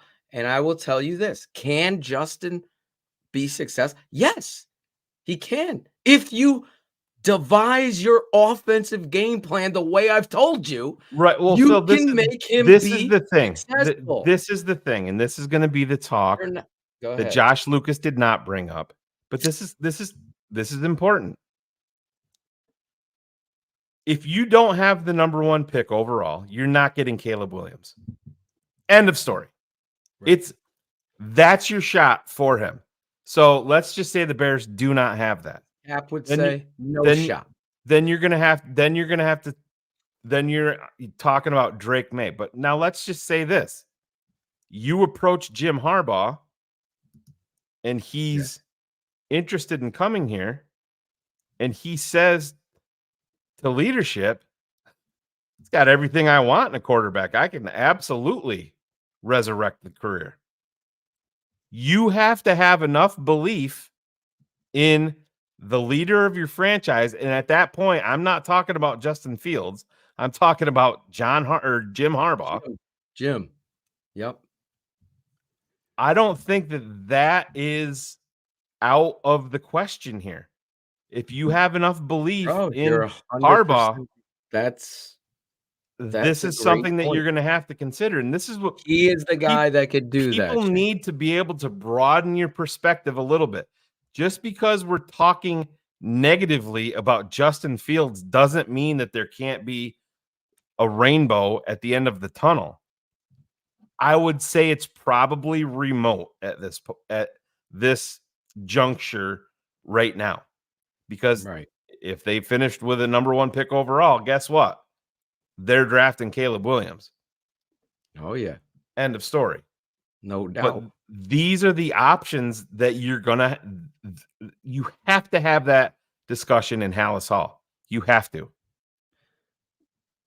Jacob Schroba, $4.99. Thank you, Jacob. I hope I said your last name right.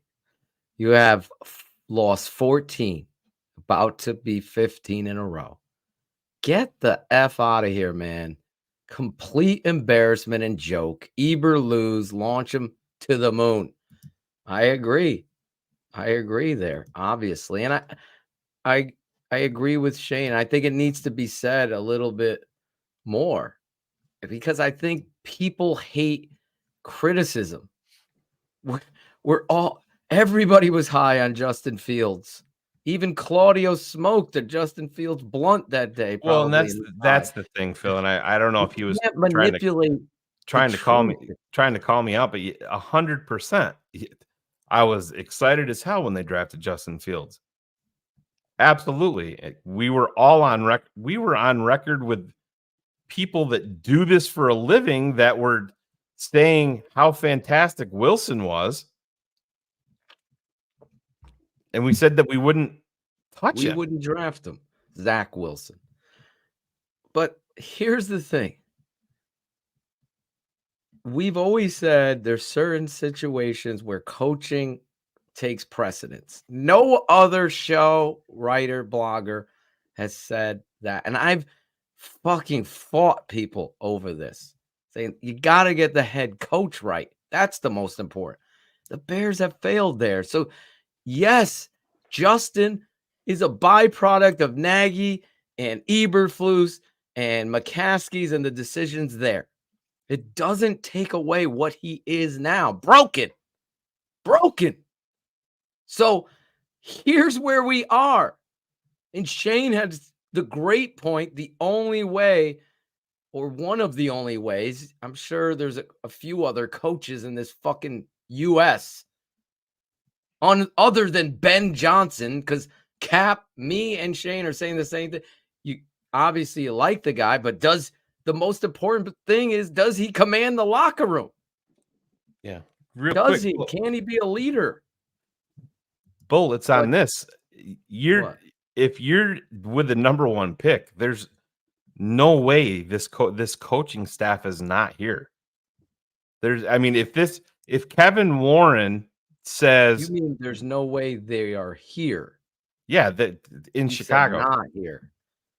Oh, I see what you're saying. Yeah. How you worded it was. I'm just saying, if Kevin Warren says no, we're going to ride this out with Eberflus, right? And then you cannot listen. Then you're repeating history of what you did with Jay Cutler, what you did with Mitch Trubisky, what you did with Justin Fields. You're keeping a coaching staff just to fire them a year later, and then wasting a rookie year. You're wasting a plan. That's the thing. The If new coach if that's their plan, then You sell the first pick overall for the biggest return in the history of the NFL. Bigger To than a team. Herschel Walker trade. Well, yeah, I It'll don't be even know bigger if than that's that. possible now, but there's no way in hell I'm turning Caleb Williams over to anybody on this No, coaching you staff. can't. He's the best Oh my God, it would quarterback be in the last 50. You can't fuck that up. The only one that can fuck that up is Nagy and Eberflus lose. But I'm saying there's no way if the Bears are picking number 1 that Eberflus loses here or any of these guys, because you can't do what you continued to do. And if the McCaskies had any sense, they would understand, well, we've never fired anybody in the season. We're not going to do it now. That's ignorance in its finest where's George Costanza for the opposite day? Do the fucking opposite, George McCaskey, of what you've ever done. And maybe, just maybe, you'll fucking figure it out, because what you've done is destroy the fucking history of this fucking team by continuously going to Ernie Accorsi, Bill Polian, the outside investment firm of suck a cock, suck a ball, and this one. You have no clue how to run a football team. So you hired a guy to be the president because you don't know anything. And now you're going to look at him like, no, we don't do that. We don't fire anybody. Like, fuck it. What's his name? Smithers or the neighbor? Flanders. That's who McCaskey is. Flanders. And obviously Millhouse is Ted Phillips. And it's a fucking episode of the Psychic Simpsons here all over again. It's fucking ridiculous. Justin could be fixed. It's probably not going to happen here. But if you identify, look at what he did in the first half last week. Boot action off, stressing the line of scrimmage. He makes that defender have to come up to play, and he just dumps a ball to Cole Kmet. Then we move action. We spread the field just like they did in Tampa versus Tampa, and he missed it where fucking Roshan's running through the seam. The tight end runs the wheel, and then this guy's running, and he missed it. Remember, he missed Roshan. You start spread it. He's got to move off of the run game. You got to run power game, action game, and that's right up Jim Harbaugh's alley. That's right up Jim Harbaugh's alley. So I don't know. I just don't think it'll happen here. That's the problem. Well, because you are on the verge of having to make a pay him big financial decision. That's the thing. And I mean, that's the bet. And listen, the people in the chat that are saying you got to build the trenches, we understand that. But you cannot go out and draft an offensive tackle number 1 overall if Caleb Williams is on the goddamn board. That's fucking no. The most important position in football, you have to get it filled. Justin has showed inconsistency. He's shown amazing athletic attributes, and there's jokes around the league for a fucking reason. Brian, He's a running guy. We're basing this off more than one game. I mean, if you're gonna throw some stats out there, please make it more than a game. I mean, that's foolish. It's my boy Brian, man. He's just, but I don't know what. I agree with you 100%. I'm just saying you can't. 80% in one game is inconsistency. What did he throw? What was his percentage, Cherie, against Kansas City? 12%. I'm tired. Aren't you tired of it? Rex Grossman? Who's going to show up? Jay Cutler? Who's going to show up? Now, Mitch? Who's going to show up? Good Mitch? Bad Mitch? Where's Greg Brack? Good Mitch is coming. bad Mitch just showed up this time. I got a fat head of Mitch. I can't I can't move off him. He completes me, Jenny. And then now you got inconsistent Justin Fields. Which Justin Fields is going to show up? I know this. Shane gave you those stats that Cap's going to use on the air tomorrow. He's been consistently bad in the biggest moments. Now, I know my guy Mo is pointing out the Commanders game last year, Shane. He had an opportunity to win that. Yeah. It's hypothetical, though, Mo. It didn't happen. Mooney dropped the ball. If we really get technical, Mooney should have caught the ball, no doubt. Yeah. But if we really get technical, Justin should have put the ball there earlier. Yeah. Do you remember what the score of that game was, by the way? If 13, we're going to 10, something like that. 12-7. Thank you. 12-7. He's consistently inconsistent. It's the same pattern. He was 14 Take away your pride 14 from of 27, 1 touchdown, 1 interception that game. And he did. Wow. Yeah. 14 of 27. 190 yards, 1 touchdown, 1 pick. And he had 12 carries for 88 yards. That was but he did have he had an amazing touchdown scramble down the left side. He had that touchdown that was a fucking dime ball to Dante Pettis in the left side of the end zone. I mean, you're not going to find a better throw in the NFL anyway.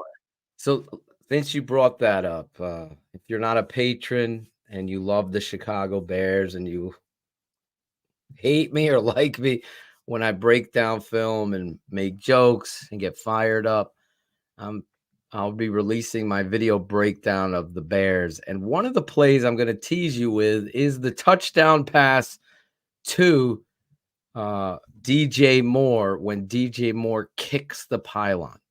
I'm going to show you exactly why DJ Moore is a #1 wide receiver and why Justin Fields almost threw that ball out of bounds and DJ Moore saved the day for him.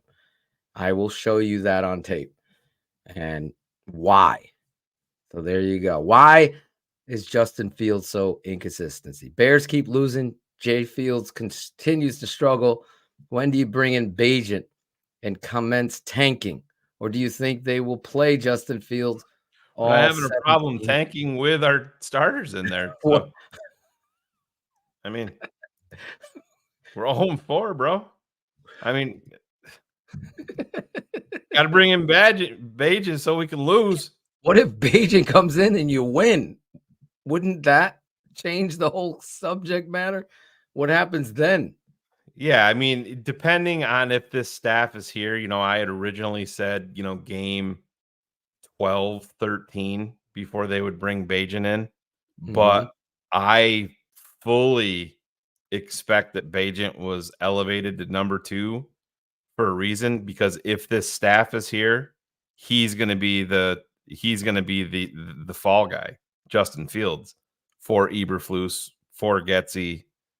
And like I said, is the warts that Justin Fields have are evident.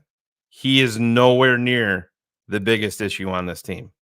To me, nowhere near it. Oh, that should be a show. Rank the problems. Oh, yeah.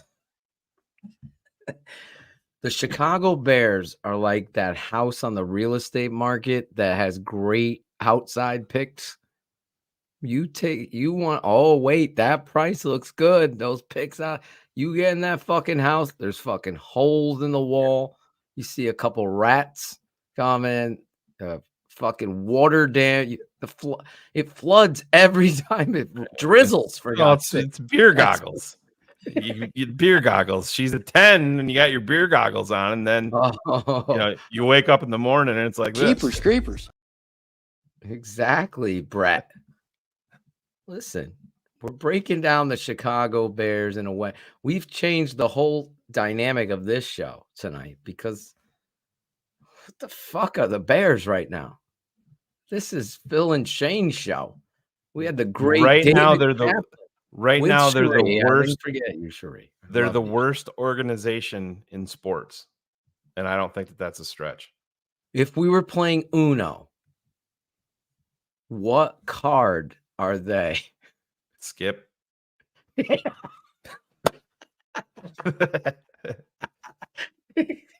Just watch a rerun of The Office. Yep. You know what I mean?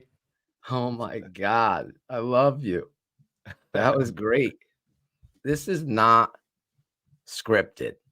It's just having fun. No comedic timing, by the way, Phil. I've been told that Okay, one. that was excellent timing, by the way. Ari Spears like time. Yeah. I wish we can get Ari Spears on this show just to imitate rappers and come on the show and talk. Cherie don't like him. I see an eye roll. I think don't so, know. Bill. I think Oh my God. Carolina's Hell been yeah. a more competent organization Hell yeah. than Chicago has. I mean, Chicago has been inept. Everything with Chicago is one and done, and that's Chicago skips. That's what we could call them. We can start calling them that. I would love to get Spice right. Adams on. Acevedo needs to design the Uno card Bears shirt, skip shirt, and blue and orange. Obvious shirts will bring that out tomorrow probably and have it on Twitter. Talking about that. Let me talk to my guys at CHGO about my Uno idea. Right now, Greg's brick by brick is more like shit by shit. Greg, burn that t-shirt, bro. Is he still here? I saw him earlier. He is. He's just being silent. He knows. Greg, I love you, Greg, but that brick by brick. You're the one. I can't fit any more information in my notebook for my Twitter spaces later. That Phil and Jade are giving me my info. He's so country. He's so country sounding. Oh my God. Oh my God. Super chat is but wild. real quick, Phil. That's Mark Grody said he will be very, very surprised if Tevin Jenkins is not playing tomorrow night. Really? Yes. Dude, that's from are you serious? Yeah. Oh, wait a second. I would love to go and put him at left tackle for a displaced, horrific. We know, but they're not going to do that. Borum. So this is from Mark Grody. I'm Bears left guard Tevin Jenkins. I will be very surprised if he is not back in there playing against Washington on Thursday night. Are you fucking kidding me? So they're going to put him at left guard. Are they moving Whitehair to the bench or center? Well, to me, you move him to center. I mean, oh my God, this organization. But wouldn't you take Whitehair at center over Lucas Patrick? Oh, absolutely. That's what I'm saying. I'm putting him at left tackle. Yeah, I don't think and then, they will. Oh shit, we might have a left tackle because he's 5,000 times better than Larry Borum. I'll tell you that. I can put money on that. Put a Chicago skip card on that. Why aren't the super chats fucking starring? It's set. Yeah, it is. I have to go back there and star them. Right. I would turn it off. Maybe turn it off and then turn it back. It's probably going to unstar them. Maybe if you do that, though. No, it's going to say because I already starred them. No, what would Justin have to do to finish the year out to not draft a quarterback next year? Sam Burns, thank you. $5. We're going to take your super chat questions right now. Yeah, so it depends. Like if you have the number one pick, I don't think it matters. He can't save himself. No, he would have to fucking perform like a growth that we have never seen. Like I'm trying to think of an experience. And I know people are mad about that. It just listen, it's you say there's no way out. There's no way. He's a skip. But Phil, who's passing up Caleb Williams? Not me. Shane, you put this on me during the draft season. Yeah. You said Bryce Young. I said I love Bryce Young, but I think you got to roll with Justin. Then you said, well, if Caleb was in the draft, no, I'm trading Justin right away. Right? That's where I was last year.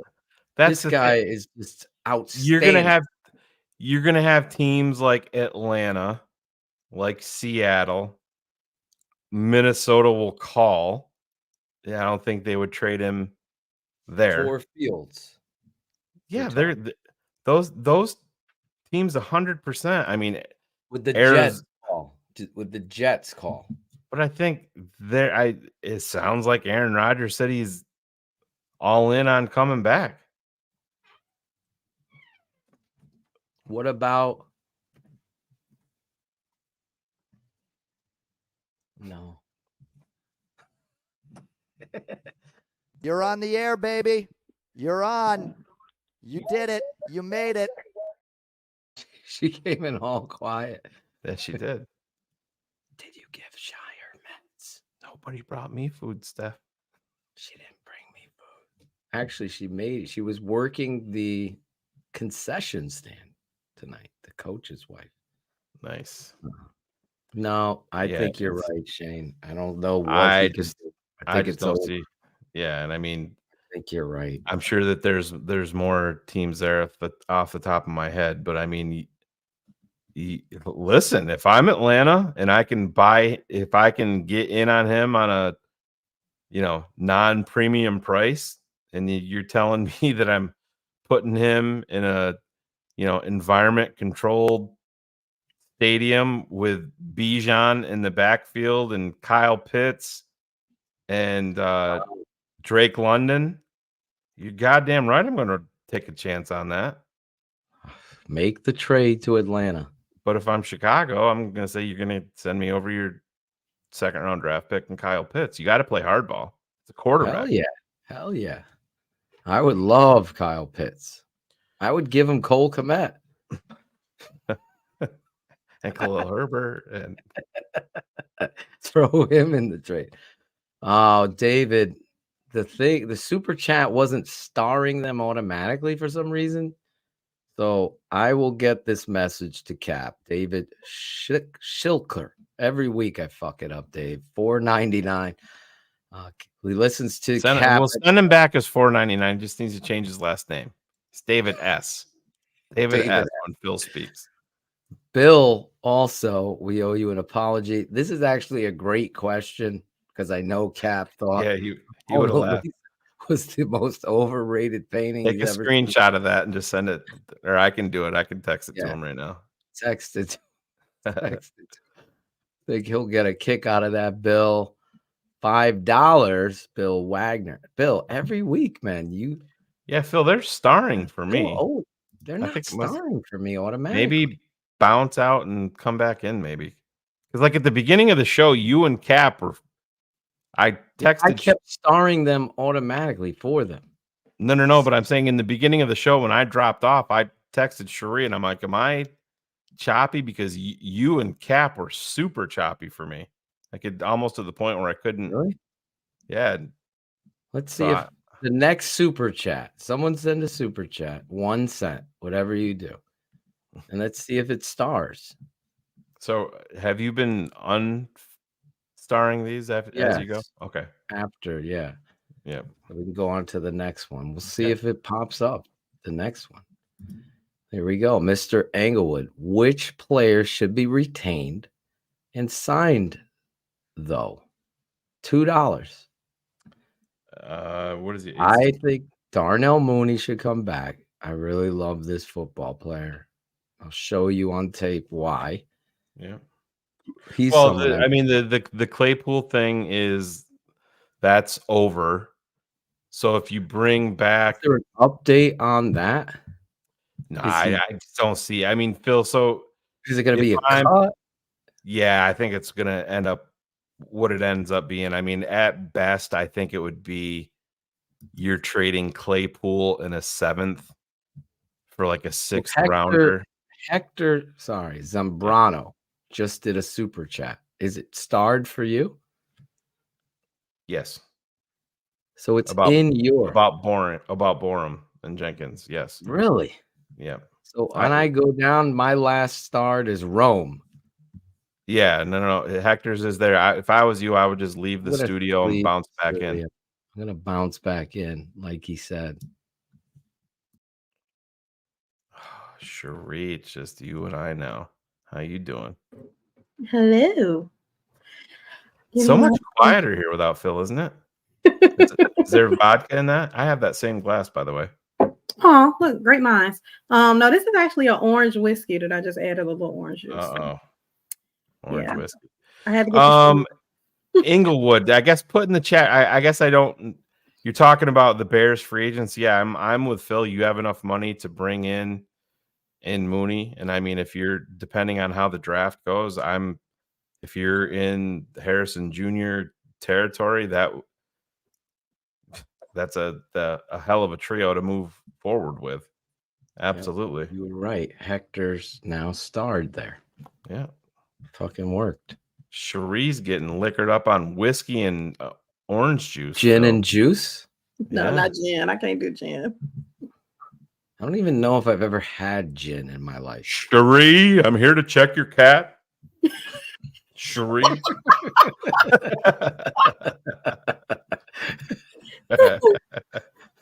Everybody's like, what the fuck are they talking about?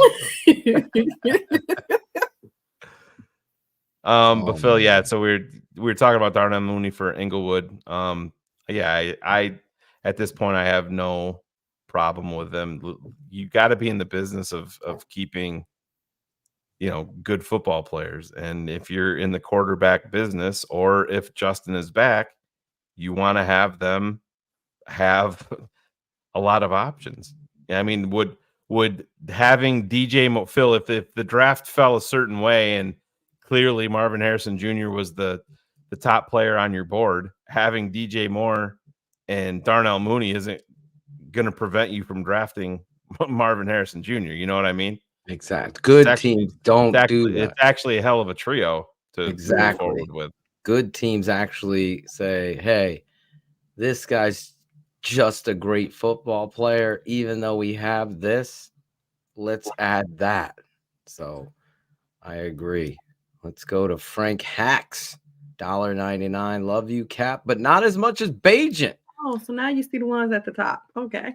Yeah, I was wondering because that's why I asked him. I was about to text you, Shane. Like, I don't know where you pulling from.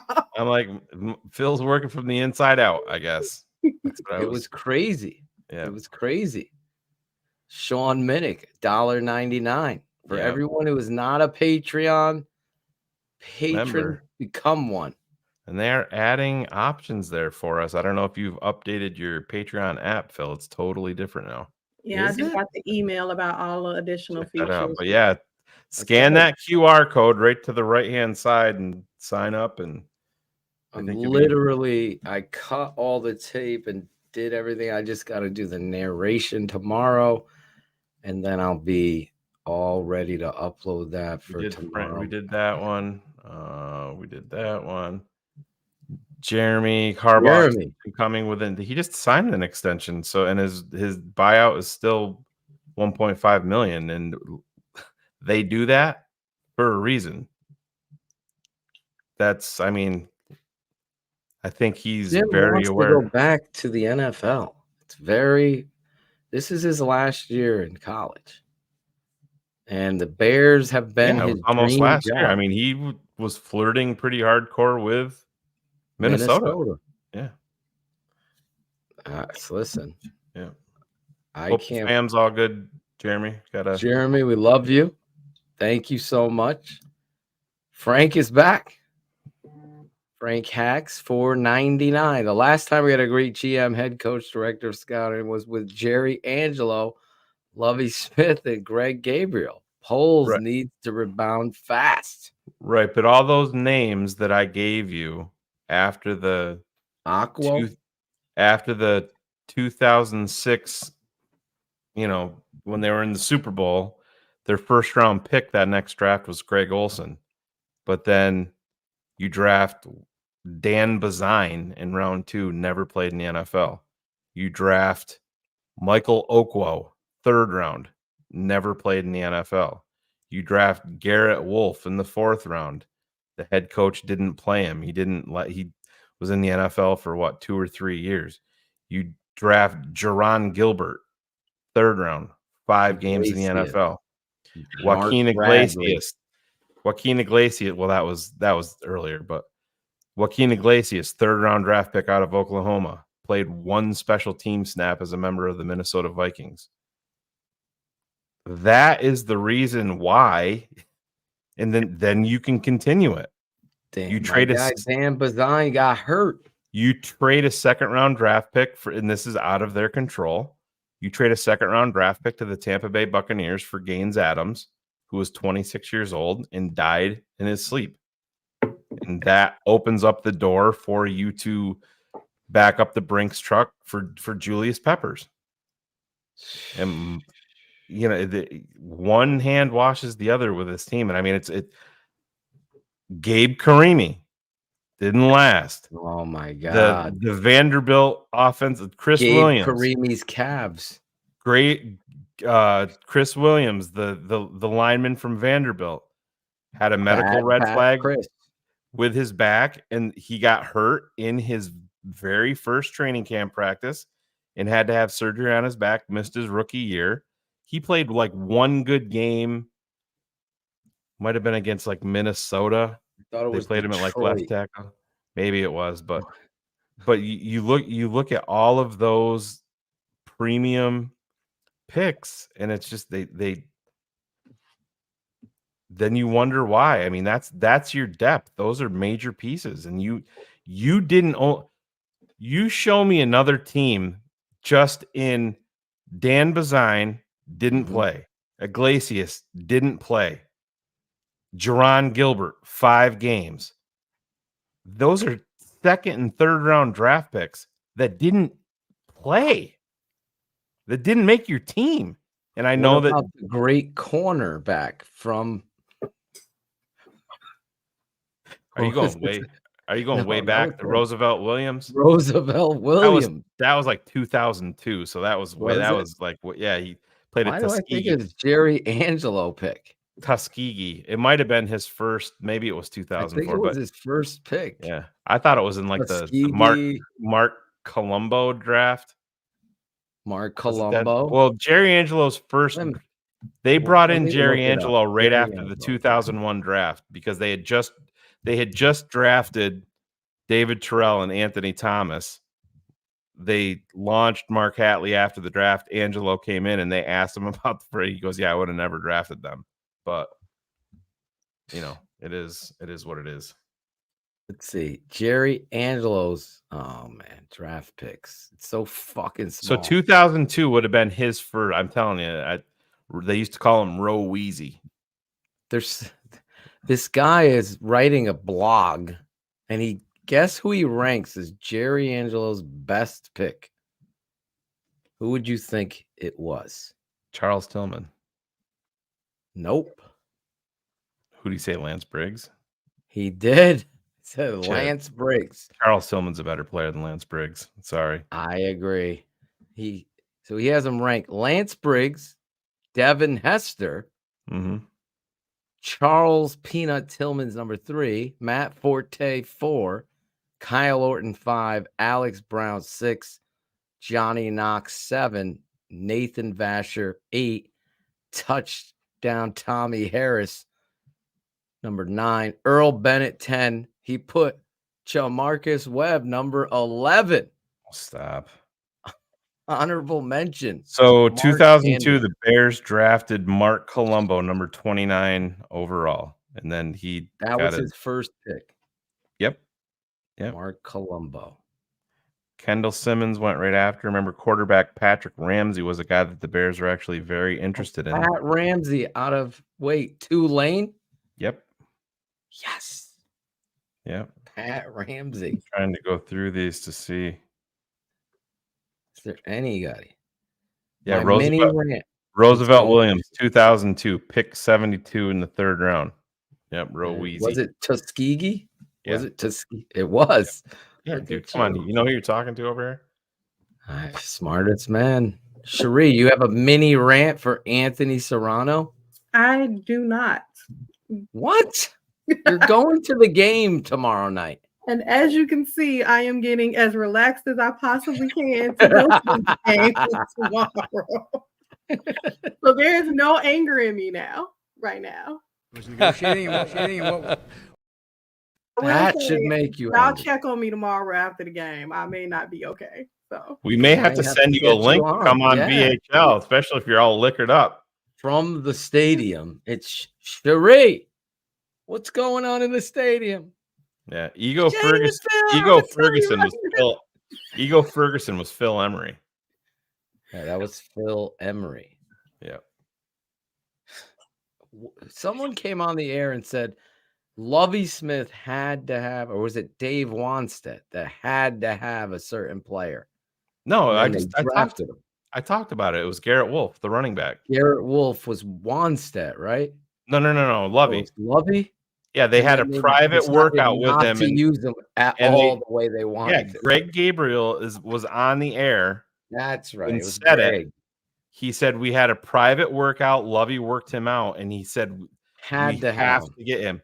So, as you know, a front office, part of your job is to get players that your coaches want, obviously. And so they went and they got Garrett Wolf, and Lovey didn't play him. Never used them right. I mean, Greg Gabriel's on record saying that. Hector Zambrano, $5. Justin is learning. I guarantee he won't make that mistake again. I guarantee you're going to be wrong. That sounds like an excuse to me. I mean, that's which mistake is he referring to? Exactly. I don't know which one. I think he's talking about the last man versus zone concept. We'll see. He also said he wasn't going to throw another pick six after last year. He also said he'd never intentional ground again. Yeah. He should have got called for a second one. The McCaskey meal, third sandwich with a side of word salad. Yeah, that's a perfect price because they'd probably still charge Richard Dent $5 to eat that. Christ. So whatever happened to Muggs Halas, Shane? Oh God. I hadn't even thought about that dude in a while. Jacob is a $4.99 question. If you draft Williams, is he starting day one or does he sit behind a veteran quarterback for number one? Listen, if you have a veteran guy here, I think Caleb Williams is going to start, but I say you go out there and you earn it and you just say it's an open competition. That's the way that it always should be, Phil. It should always be that way. 100%, Shane. The problem is the Chicago Bears have not understood how to run a football competitive organization. There's always chaos. You hired Kevin Warren has an excuse clause. He came in late April. Yeah. So he hasn't been able to digest all of these people that are working. I think he had enough power taking this job. I mean, listen, I know Dan Wiederer and who's the guy that David Haw. David Haw both were they're like, there's no way that the Bears will even pay this guy, and he would never. Well, now he's here, and I think part of that is I don't think Kevin Warren is a dummy, and I think he knows that part of this process with talking to ownership and talking to everybody is like, hey, I'm in this to win this. I'm going to be trying to build a stadium, but if I get in here and I analyze all this and I'm like, yeah, that's not the guy. That's not the guy. I'm not wasting another season with that. That's gotta be the hope. That's the hope. Listen, the McCaskies have a history of doing nothing correctly. Right. So that whole premise, they never do this. Like Cap was saying, it's been said many a times to me and Shane, well, they don't do this. Well, now you got to do something different. Isn't that the definition of insanity? If you continue to do something the wrong way over and over. Cygnus X1. Says Cap is the best. Great show. Do you think Poles drafted defensive players that haven't played zone on purpose to sabotage Flus to get his guy? I don't. You're going to sabotage the guy that I don't. You can't say I chose him. Yeah. And then sabotage the guy. They want to win. I think Poles, I think he has a lot of misses there too. I have been on the record with the. You haven't seen the major impact with the picks that he's had. He had Darnell Wright is great. Oh no! But I'm just fine where no. I get it, and I'm not down on him either. But you've had a first rounder, you had 3 second rounders this year. You traded 1 for Claypool, so that's a 0 impact or negative impact, really. You had 2 seconds this year. You had 2 seconds last year, and while there's talent there, it's still wildly unproven at this point. And I mean, Velus Jones, I'm not sure why he's even on the team at this point. For you to go out there, and I can have somebody go out there and just do this on every kickoff. And then, it's reverse with him, Shane. Yeah, and then that was probably the dumbest play of Darnell Wright's career to date on that. I'm like, what are you doing, dude? I mean, Velus just ran for 12, and then you're fucking plowing the guy in his back out of. I'm like, come on, dude. I mean, we finally get a positive play, and you come out of nowhere. Oh my God! But Phil, right. I'll let you handle this name because we haven't laughed in about 30 seconds. Go ahead. Eric S. I like this guy. Yarazaka.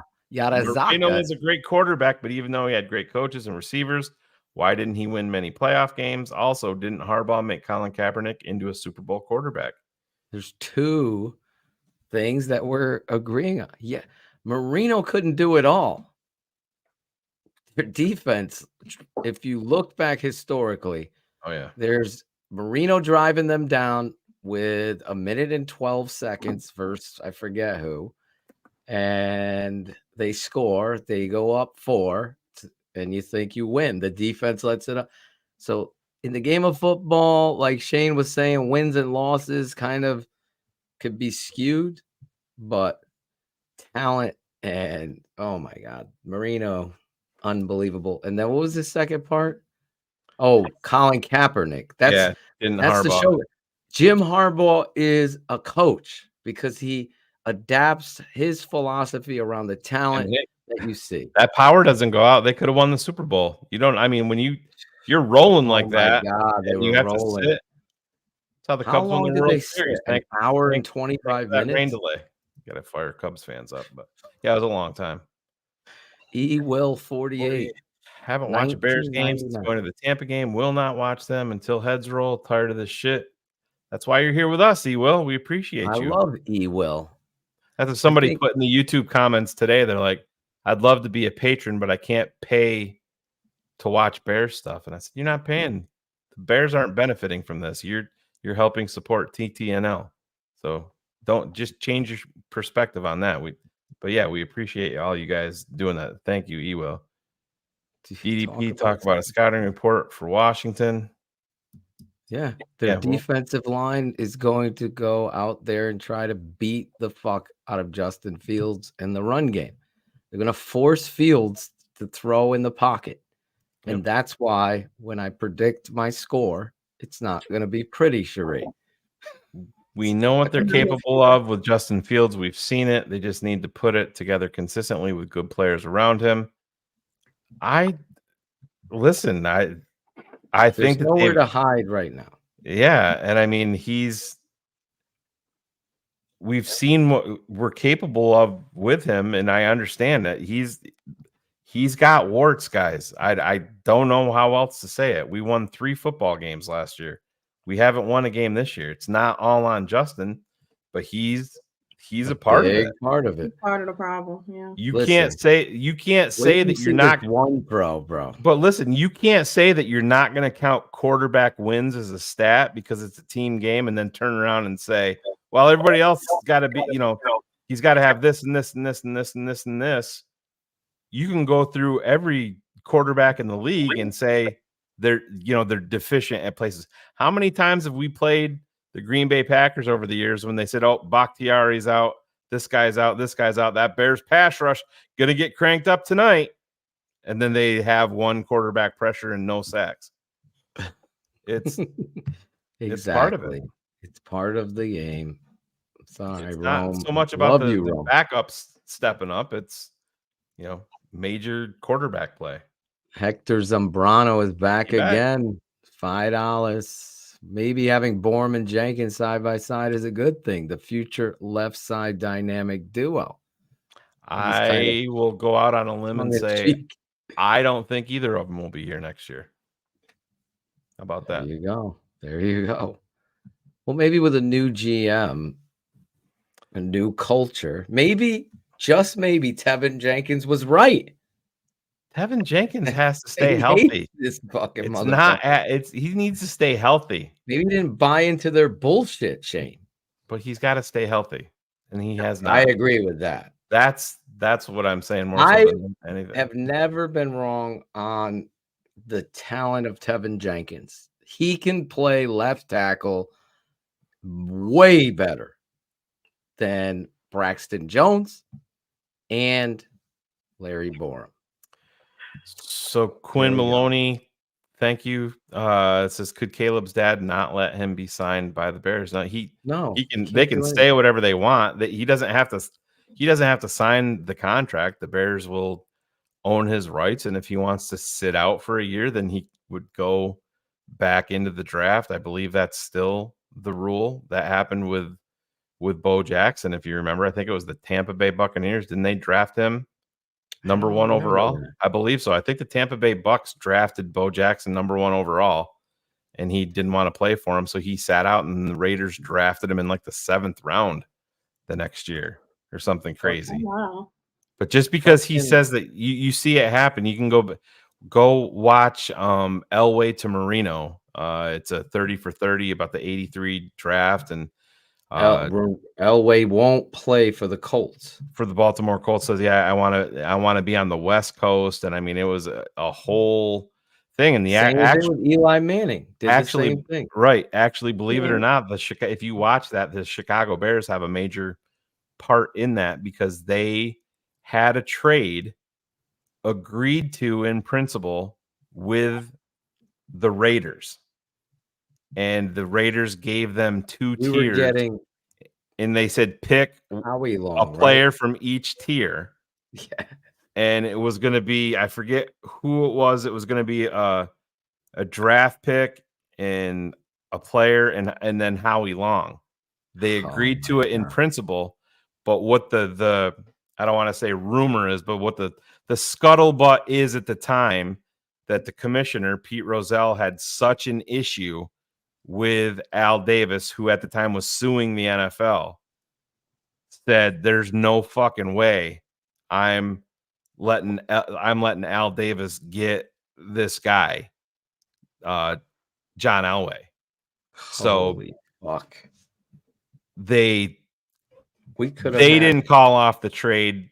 Howie Long. Supposedly they called Chicago, told them what the deal was, and then Chicago called the Raiders and said, "Oh, we misunderstood. We want 2 players from column A, not 1 player from column A and 1 player from column B."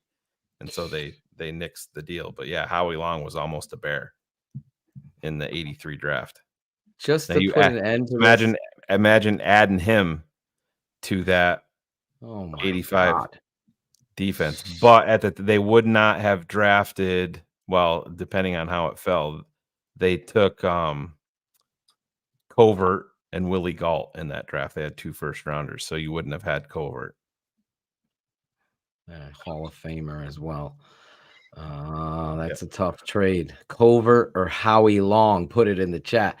Saunders Creation Studios, $5. Thank you, Sounder. So much to say, but nothing else to say right now other than thank you for being the only solace we've had this entire season. Super sad times. Yeah, man. This is the place you go. I call it Bear Therapy here. Someone will make a podcast with that name tomorrow, but that's what we do here. And look at this guy. What? Mr. Oh my Laris, God. Talk maybe about a genius. Could This guy. Flus be a Jim. coaching genius and actually losing all these games to tank? Or maybe he's listening to Jesus on all play calls. I mean, I would. All praises. I Yeah. believe the second part of that. Yeah. I mean, I think it was pretty clear what they were doing last year. I'm not sure if you can sell it Right. for an entire season again. I mean, if your ultimate gift is walking away with Caleb Williams at quarterback, you got to be pretty happy about that. But if that means that I just have no faith in him, and I would be sick to my stomach if they kept this coaching staff and drafted Caleb. I mean, as excited as I would be about For having Caleb. for Caleb, I would just be like, yep, this is going to be Jay Cutler all over again. This is going to be Mitch all over again. This is going to be Justin Fields all over again. Talented quarterbacks that you leave with a lame duck staff for 1 year and then move off of them. And I mean, everybody resoundingly says that Justin Fields' rookie year was just, essentially a waste. They didn't even let him do anything in training camp. You know what it would be like? It would be like you fucking finally won $60 million. And you go on this flight and you bring your suitcase of cash. The plane crashes. You survive, but you're in the freezing cold. And the only thing you could do is burn that money to survive. That is keeping Eberflus. It ain't fucking happening. I'm sorry. He's gone. Not smart. We know. Alexa Acoustic D. $5. Justin Fields is good. Biggest issues, wants to be coached, being consistent, and Reed's coaching. The only players that know plays are 1, 2, and 11. Missed blocks and routes. There's a lot to unravel there. Well, there's a lot of number 2 and number 11 being open and missed passes. I would throw in there too. Number 18 was, oh my God. There's one play, Shane. I'm like, my son would hit that throw. I don't know how you miss it, but great show, guys. I have a hard time believing that Bears ownership will fire a head coach mid-season. They never think outside the box. Well, that's the problem. We didn't think that. Well, I mean, I know he's still labeled as a senior advisor, but we didn't think that they would ever do that either. And like I said, the difference now is you have to tie your wagon to Kevin Warren, that he's got the ultimate fucking power. Yes. And I know if I was Kevin Warren and I was coming into this situation, one of the very first things that I'm saying to ownership is, hey, if this season goes downhill and I see things that I don't like, I am not going to be tied to this regime below me if I do not believe in them. It's just like the Bears, Shane. If we look back, we peel back, go back. People have alluded to, they interviewed the fucking coaches prior to hiring the GM. And they hired the GM prior to the new president. The president should be involved. It's fucking backwards. The president should have hired the GM. It's like who hired the coach. It's like looking at the blueprints for your house and getting everything rolling. And you're like, what's in the box over there? It's like fucking hot tub. That shit's going upstairs. Well, we haven't even built the fucking foundation yet. You got the fucking hot tub sitting over there. You know what I mean? In a box. Exactly. That's the brakes on that. Yeah. That's perfect, because that's exactly how this shit went down. It's like, it's so dumb that we just embrace the dumb. I can't do it anymore. I'm dumb. I'm dumb. Brown, being in this dumb shit. I got tickets for the Bears-Falcons game on New Year's Eve this year. I remember a last Bears-Falcons game that was super cold. That was the Rex Grossman return game. Yeah. Do you remember who he completed his first pass to upon entering the game? Off play action. Devin Aroma should do. easy. Your No. timeline's all fucked up. Fuck.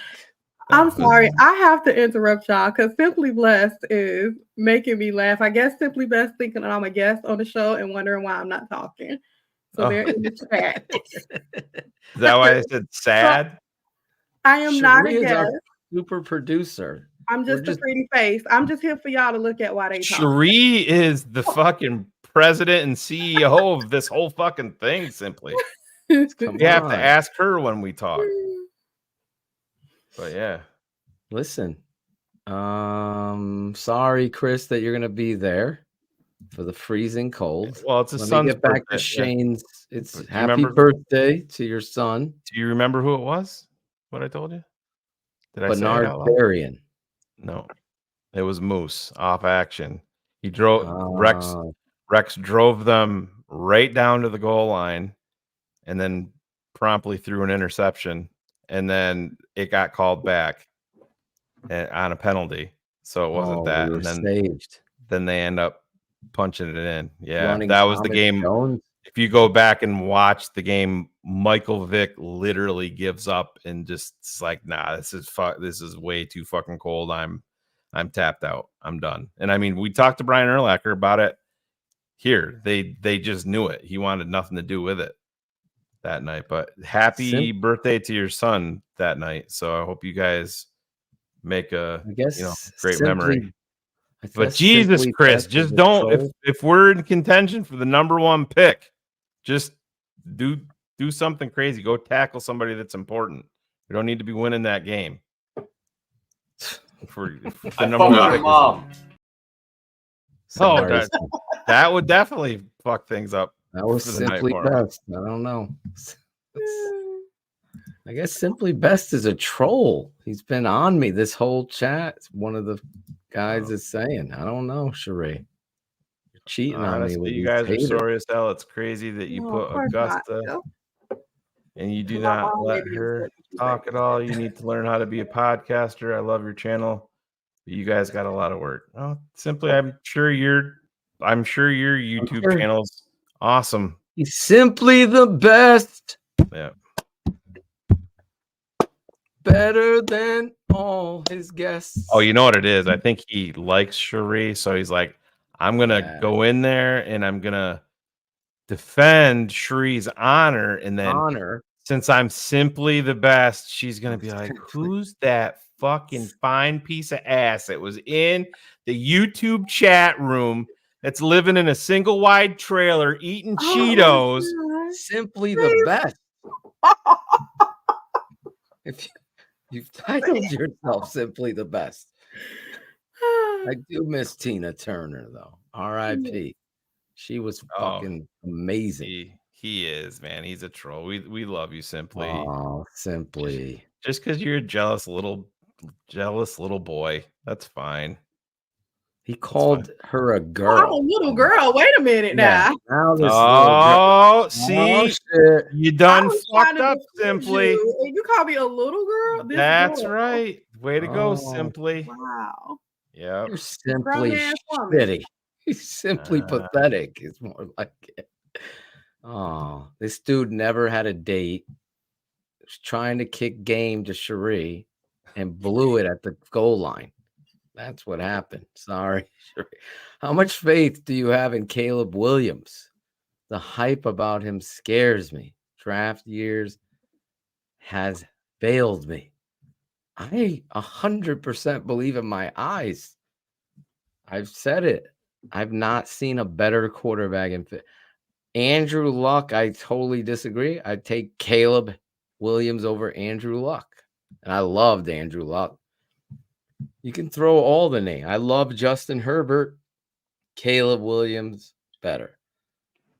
Obviously, more recent, some of these guys, Mac Jones has not stepped up yet. Justin Fields hasn't stepped up. Again, it's part of the whole process. Right. Gotta have faith in Now, what you I will see. say, since we're talking about Caleb Williams, and I know, of course, if he's gonna be our guy if we get the number one pick. Yeah. And we know who we want as the head coach. How much faith do you all have that the organization will do the right thing and get a coach for Caleb Williams.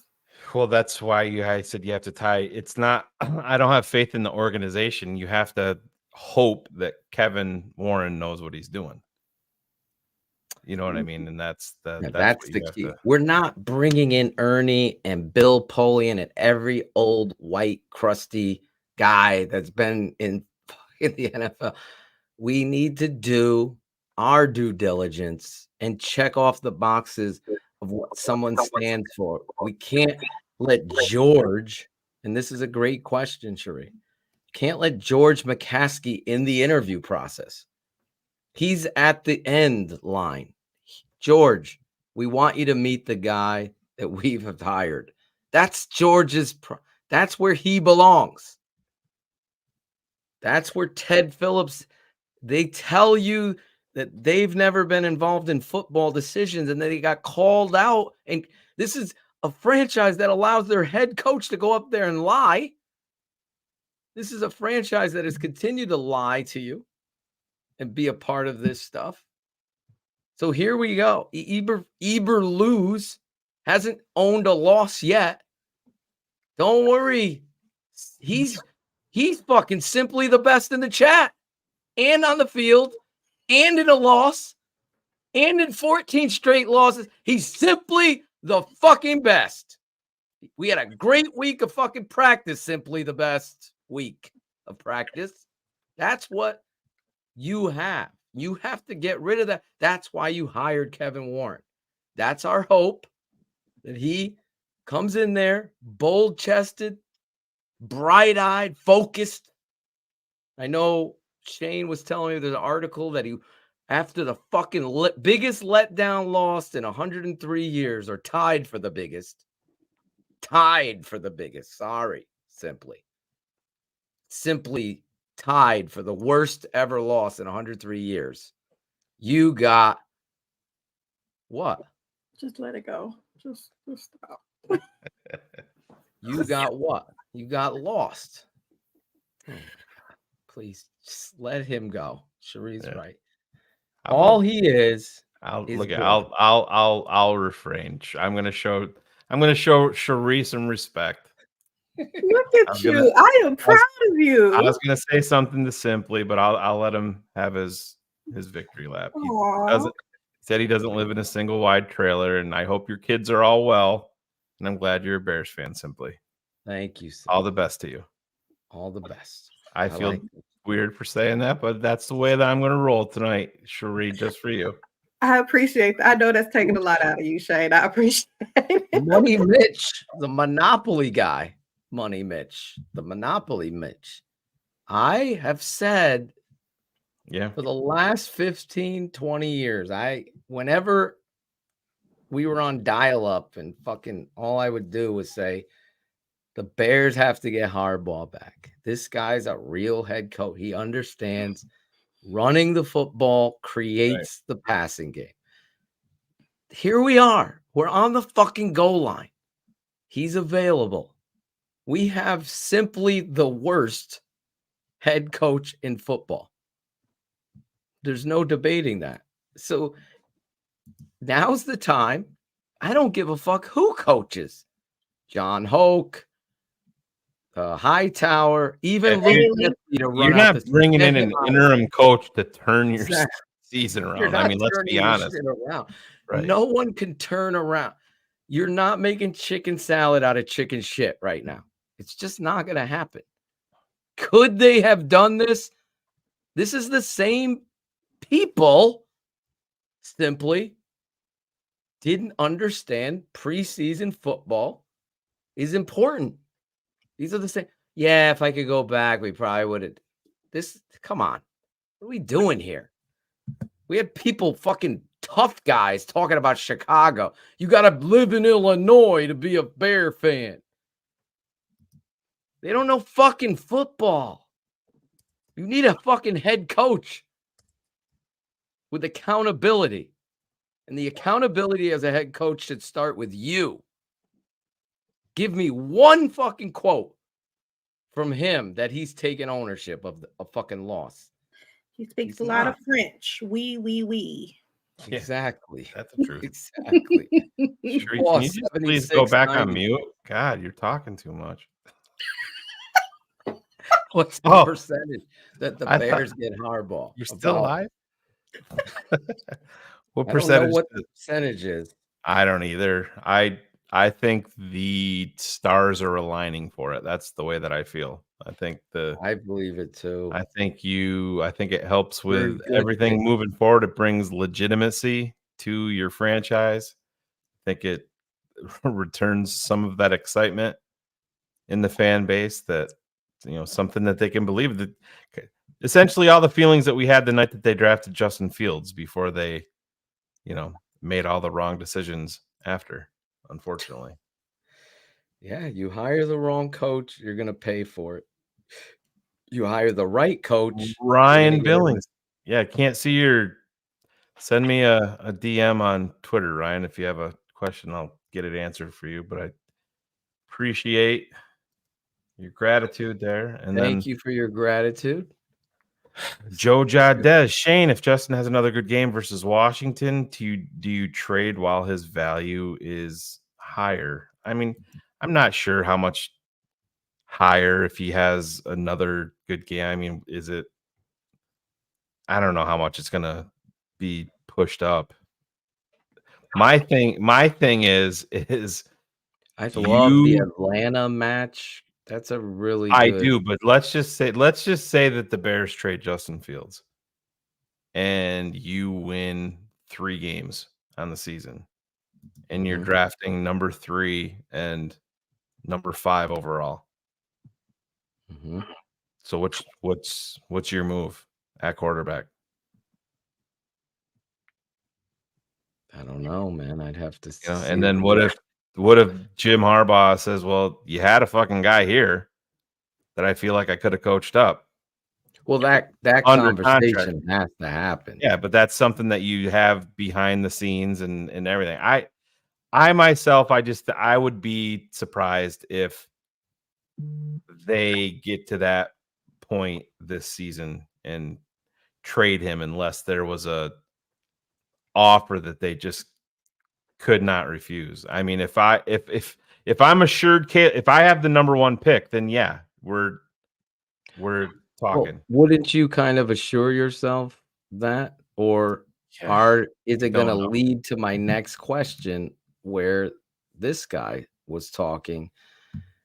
What if Tyson Bagent comes in, right, and gives you that Josh McCown type of play that you saw when Cutler went out and then Tressman didn't ride the hot hand?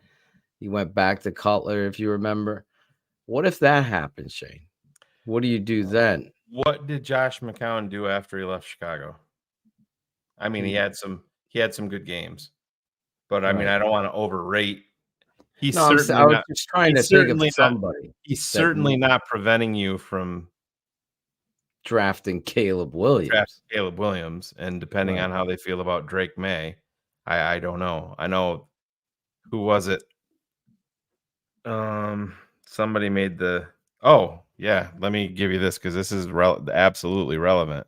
And this is a guy that you have respect for, Phil. David Shaw, former Stanford head coach.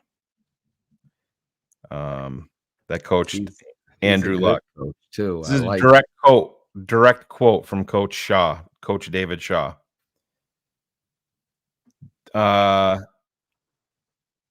Andrew Luck is a 10 out of 10.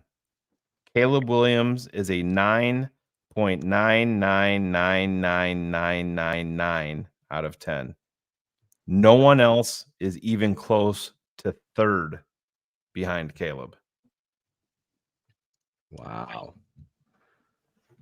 Well, that's another guy that I would have an interview with as a head coach. David Shaw. You're going to interview. Yeah, I love that guy. Yeah, you're going to open up. You're going to talk to maybe Harbaugh, whatever. Maybe he doesn't want to come here. Who knows? I'm just saying. Right. There's going to be. You're going to talk to Johnson from Detroit. You're gonna talk. You to have everybody. You have to talk to everybody. You're gonna say, hey, we have 2 top 5 picks. We have this money. We have a clean slate. We got a new state. You're gonna be selling it to them.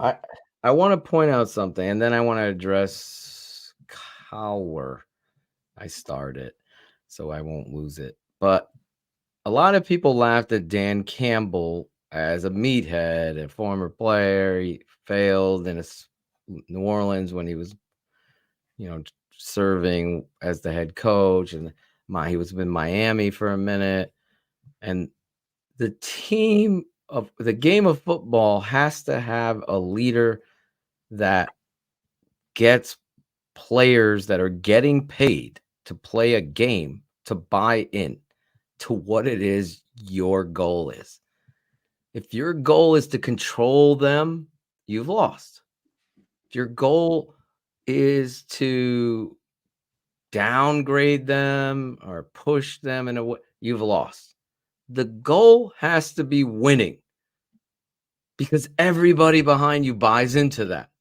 So when you start getting up in front of the people and lying in any way, even to the fans, this is what the McCaskies don't get. This is the secret sauce. You, as an individual, as a human being that loves the game of football, can't tell the Bears administration or anybody running it that you're okay with that. It's beyond my. I'm this way. I'm going to tell the truth. We fired the defensive coordinator because he fucked up. And it's on me that I hired him. I love the guy. He made a mistake. He's gone. This next question. We told Chase Claypool that his attitude fucking sucked. And his body language isn't okay. We're trying to win games. He's trying to win fucking clicks. Whatever it is, you tell the truth. People buy into that because your goal is looking forward. It's winning. That means if Getsy sucks, he's a reflection of you. You're not doing, I'm the head coach. I take the heat. You're not doing what's best for Justin. And he's the only way we're going to win. So get this far. He doesn't have that. The Bears don't have that. And that's why they're in where they are. That's why Dan Campbell, he doesn't have to. His players believe because his goal is to fucking win. And he'll give the power to Aaron Glenn and this guy the power. And as long as we are winning and he is there, that's a leader of men that are getting paid to play a game. And when you get Shane was talking about, you get Jaquan Brisker doing this down fucking 34. Get over here. Get the fuck off the field. He'll have time to do that tomorrow night. Doesn't look like he's playing. That's where it is. That's how I wouldn't tolerate none of that. I don't care. People downgrade Mike Singletary when he threw Vernon out of the game. The way that was handled was wrong. He came out and said it. I don't know this whole pulling down his pants, whatever the fuck it was, and all that shit. But there has to be a level of accountability from your head coach. And the guy, Eberflus, has none of it. He's more worried about other things. Hardball wants control of the roster. You give him whatever the fuck he wants. That's what I'm just telling you. If he wants polls gone, get him. Buy polls. Don't dance on the pole. That's gone. You're gone. Hardball, what do you want? You want your GM? Perfect. Whatever you want. That's what you need. A real head coach. And he's never, and this is his dream job. And we've heard that more than once. And I think that that's a factor. He may be willing, maybe he's got his hand-picked guy that he wants to work with. Absolutely. Who knows? We'll see. He might know someone that he really believes that listen, I want to be a part of buying the groceries, but I don't want an ass kisser. I want to have great conversations.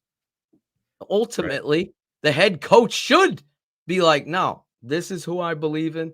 And you push back, coach, this. And then at the end of the day, The coach Harbaugh is the one you got to trust. That's how it should be. I don't fucking polls. Come on.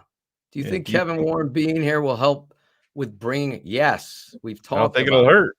Yeah, it's gonna help big time. It's gonna alleviate. I'm just a fan. I'm not a football evaluator. I live next door. I drive a Toyota Celica.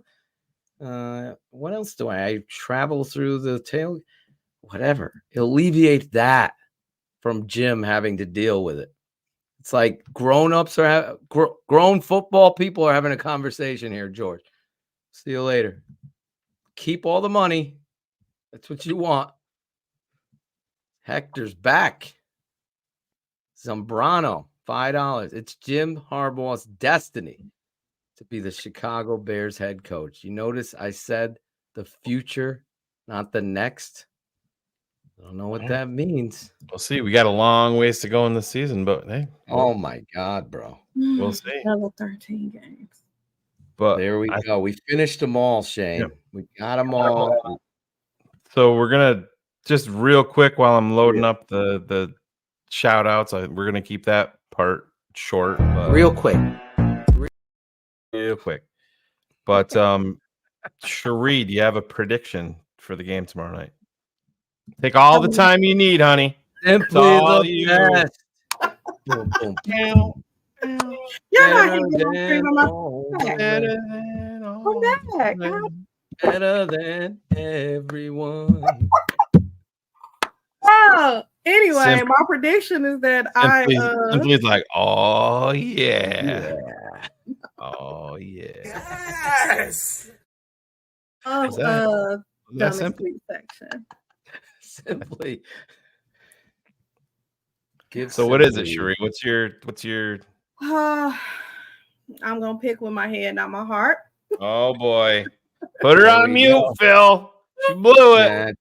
Dun, dun, dun, It's going to be the Commanders. I know y'all keep calling them the Redskins, Deadskins. Please stop doing it. Jesus. They're the Commanders. I know the name sucks, but that's their name now. Commanders. What am I gonna say? 39-15. 39-15. Mm-hmm. And she's still going to this game. Yes. Who's more crazy? I don't give a fuck that he smokes weed. They all smoke weed. Smoke weed every day. So what part are you at? What is your prediction? 39-15, she said. No, yours, Phil, I said. Oh, mine. I didn't hear you. I'm just a fan. I'm not a football evaluator. No wonder why we got a shitty head coach. Thanks, George. My prediction is let me see it. 38-3. Yeah. 38-3. Washington. That defensive line that Washington has. Yeah.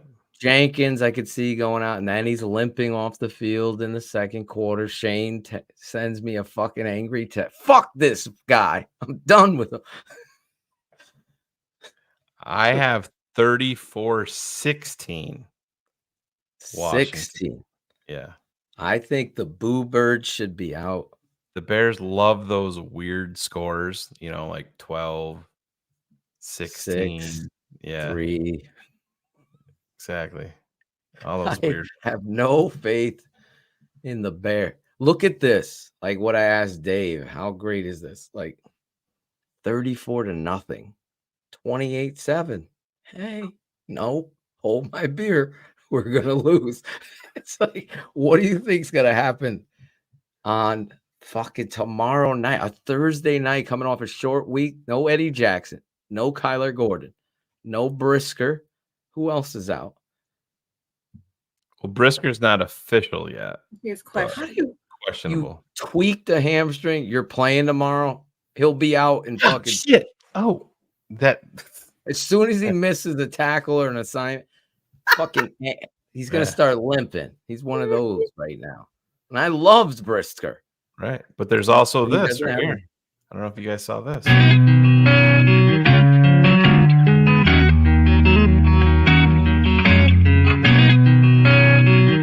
Shout out Tape Never Lies. Shout out. It's the shortened version. Shortened version. Aw, see how that works, Cherie? Cherie, CEO, the president and CEO says, cut this shit short, Shane. My guess, Cherie. Pierre Davis. None of the short cuts.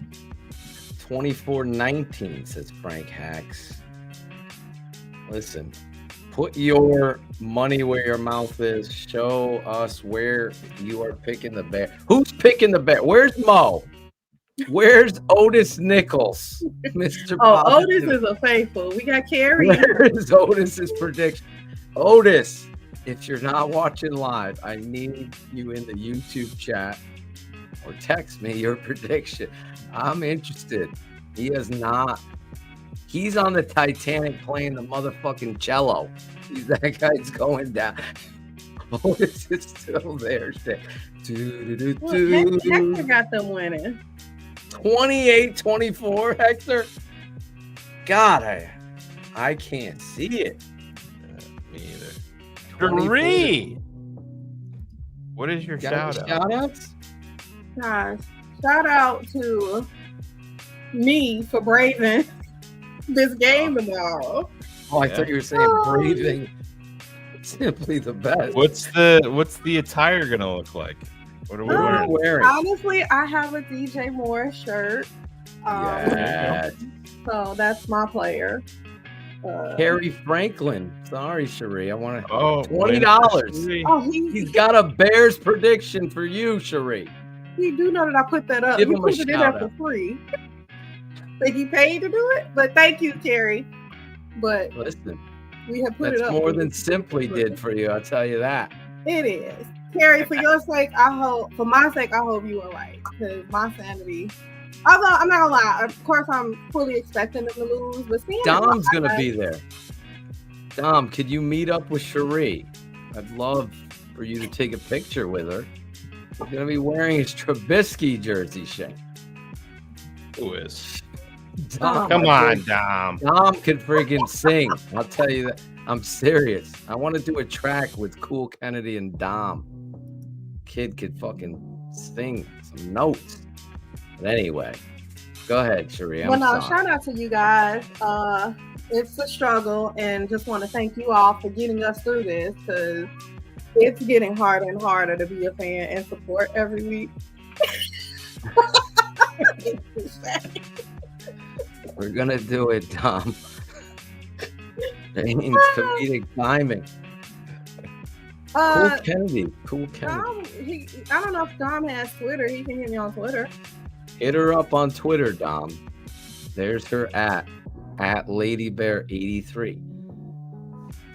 But yeah, just thank you to you guys for having me. DMs are usually full. Have fun trying to get in there.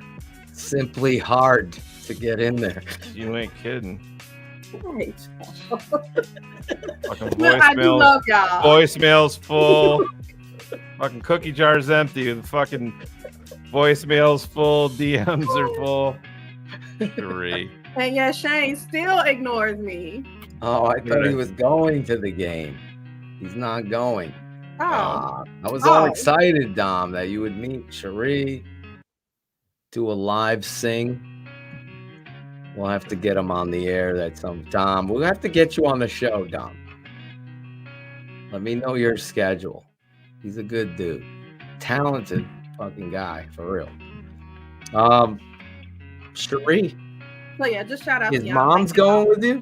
Anybody No. going with you? Friends? Yeah, my friend. Work? I just talked her into it. Cause Cherie, I'm only a short distance Let me call from the him field. out. My best friend backed out. Cherie, I would be willing. You have a cat post they get frisky that they can scratch on while we're at the game? My best friend backed out. So no shout outs to him for abandoning me. And leaving me to try to find people to go. Who's the one Claudio that's won't going? even go with me.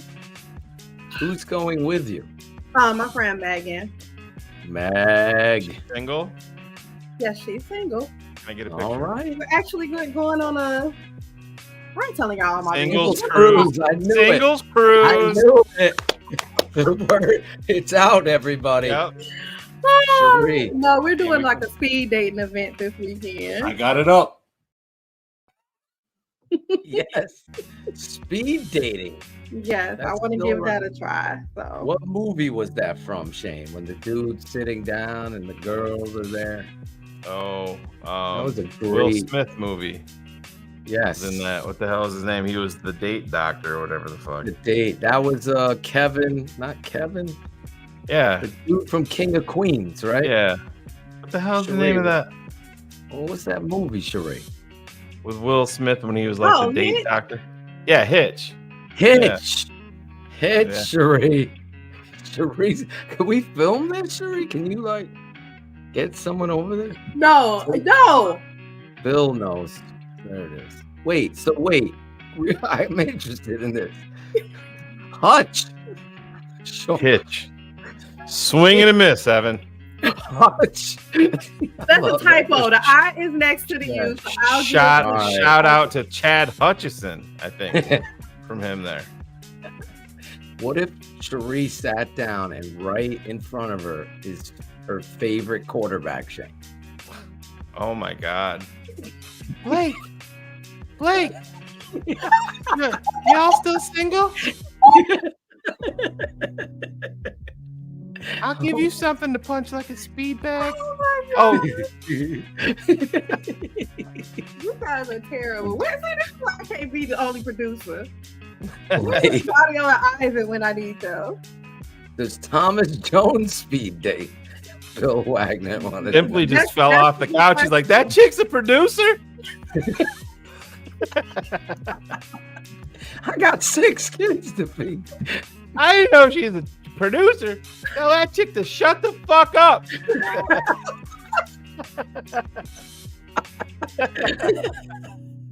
Kevin James. See, Kevin only with James. y'all do I get this type of entertainment. And We needed this laugh. The Bears have given us nothing but tears.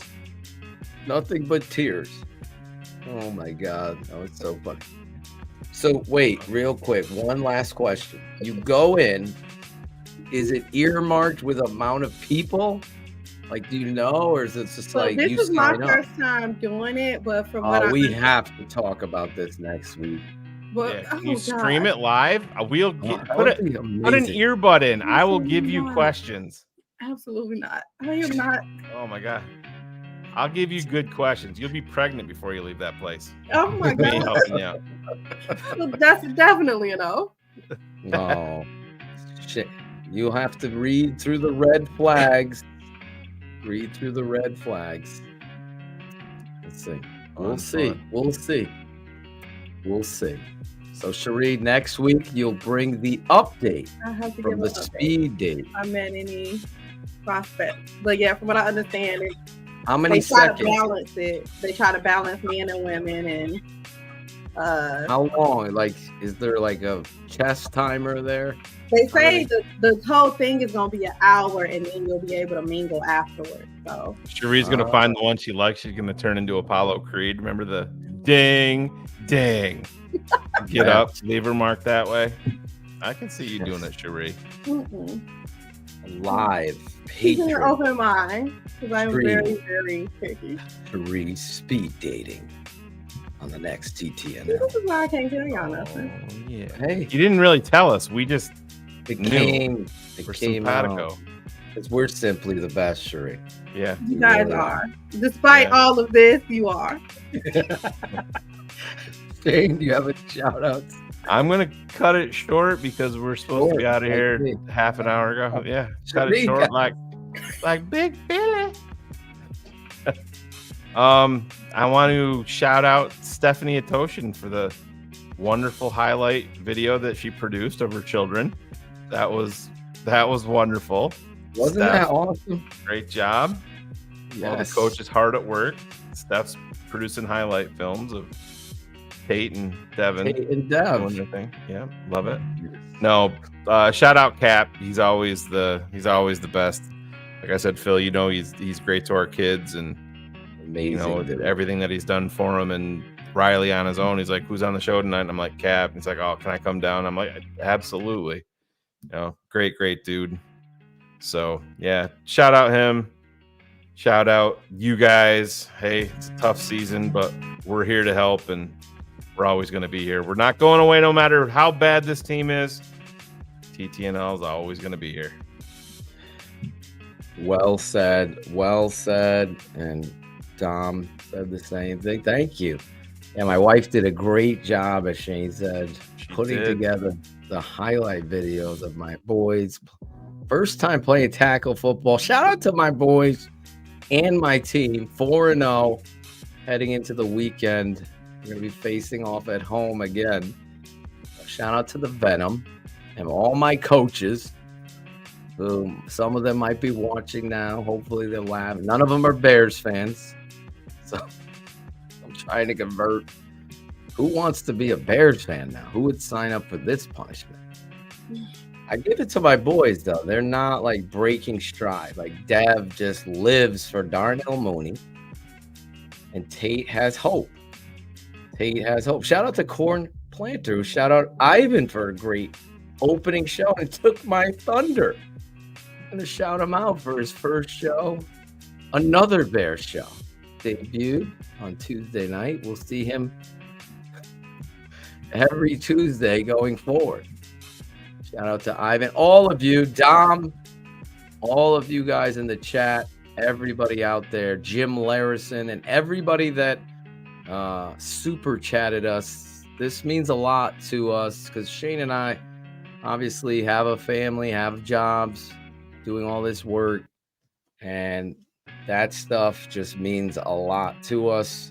As Kerry Franklin jumps in, we might have a Jimmy Johnson here with Flus. No, we ain't getting that with Flus. I'll tell you that, Kerry. What? Just good business, Cherie. Bill, do you want to read the banner for everybody? To speed date with Cherie, head over to www.thetapeneverlies.com. Sign up today. Cherie. Look at Dom. We can't see your comment, Dom. You can't put 1999 and not have a comment. So put your comment back up. But thank you, Dom. Again, follow Dom. Put your @ there, Dom. We'll shout you out. I've already shouted you out. We're doing just fine, simply. We don't need your help, bro. Have fun, enjoy your family, and bear down. It was just a salute. Look at this dude. Shout out Dom for the salute. All of you guys and everybody that tuned in, please smash the like button, subscribe. I'd be remiss if I didn't shout out Dave Kaplan for coming on here, like Shane said, and giving us so much time to break down this diabolical organization that we all love. And unfortunately, I see some Giants fans posting on Facebook, friends of mine, and they're like, fuck this team, I'm done. A long time ago, one of them is saying the same thing as we are about our Bears, they're saying. And I'm like, you're fucked too, bro. You aren't gonna stop cheering for your fan, your team. It just but I thought happen. Brian Dayball was gonna make everything all better. He made it all better. Yeah. That Surface Pro got better. Yeah. Surface Pro. Anyway, we are gonna. You know what that means. You know what that means. It's time to go, Shane. It's time to go. Do we have a to go drop? Did you Uber Eats our to go? I think it's this. Hey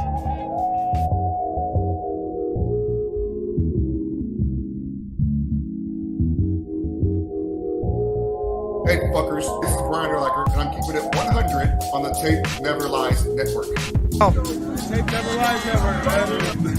The Tape Never Lies. Keeping it 100 like I'm keeping it 100 when it comes to the Bears. I think the tape never lies, right? The tape never lies. Never does. Not smart. Get in your hat and get the hell off the field. Lauren Cox from Locked On Bears. and I'm keeping it 100. You guys know the tape never lies. Hey, this is David Kaplan. Listen to me. You want to learn football?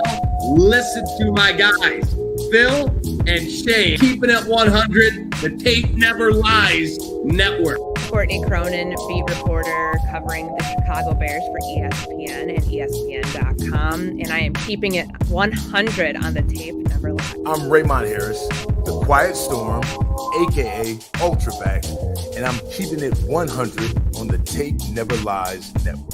Home of the greatest Chicago Bears fans on earth.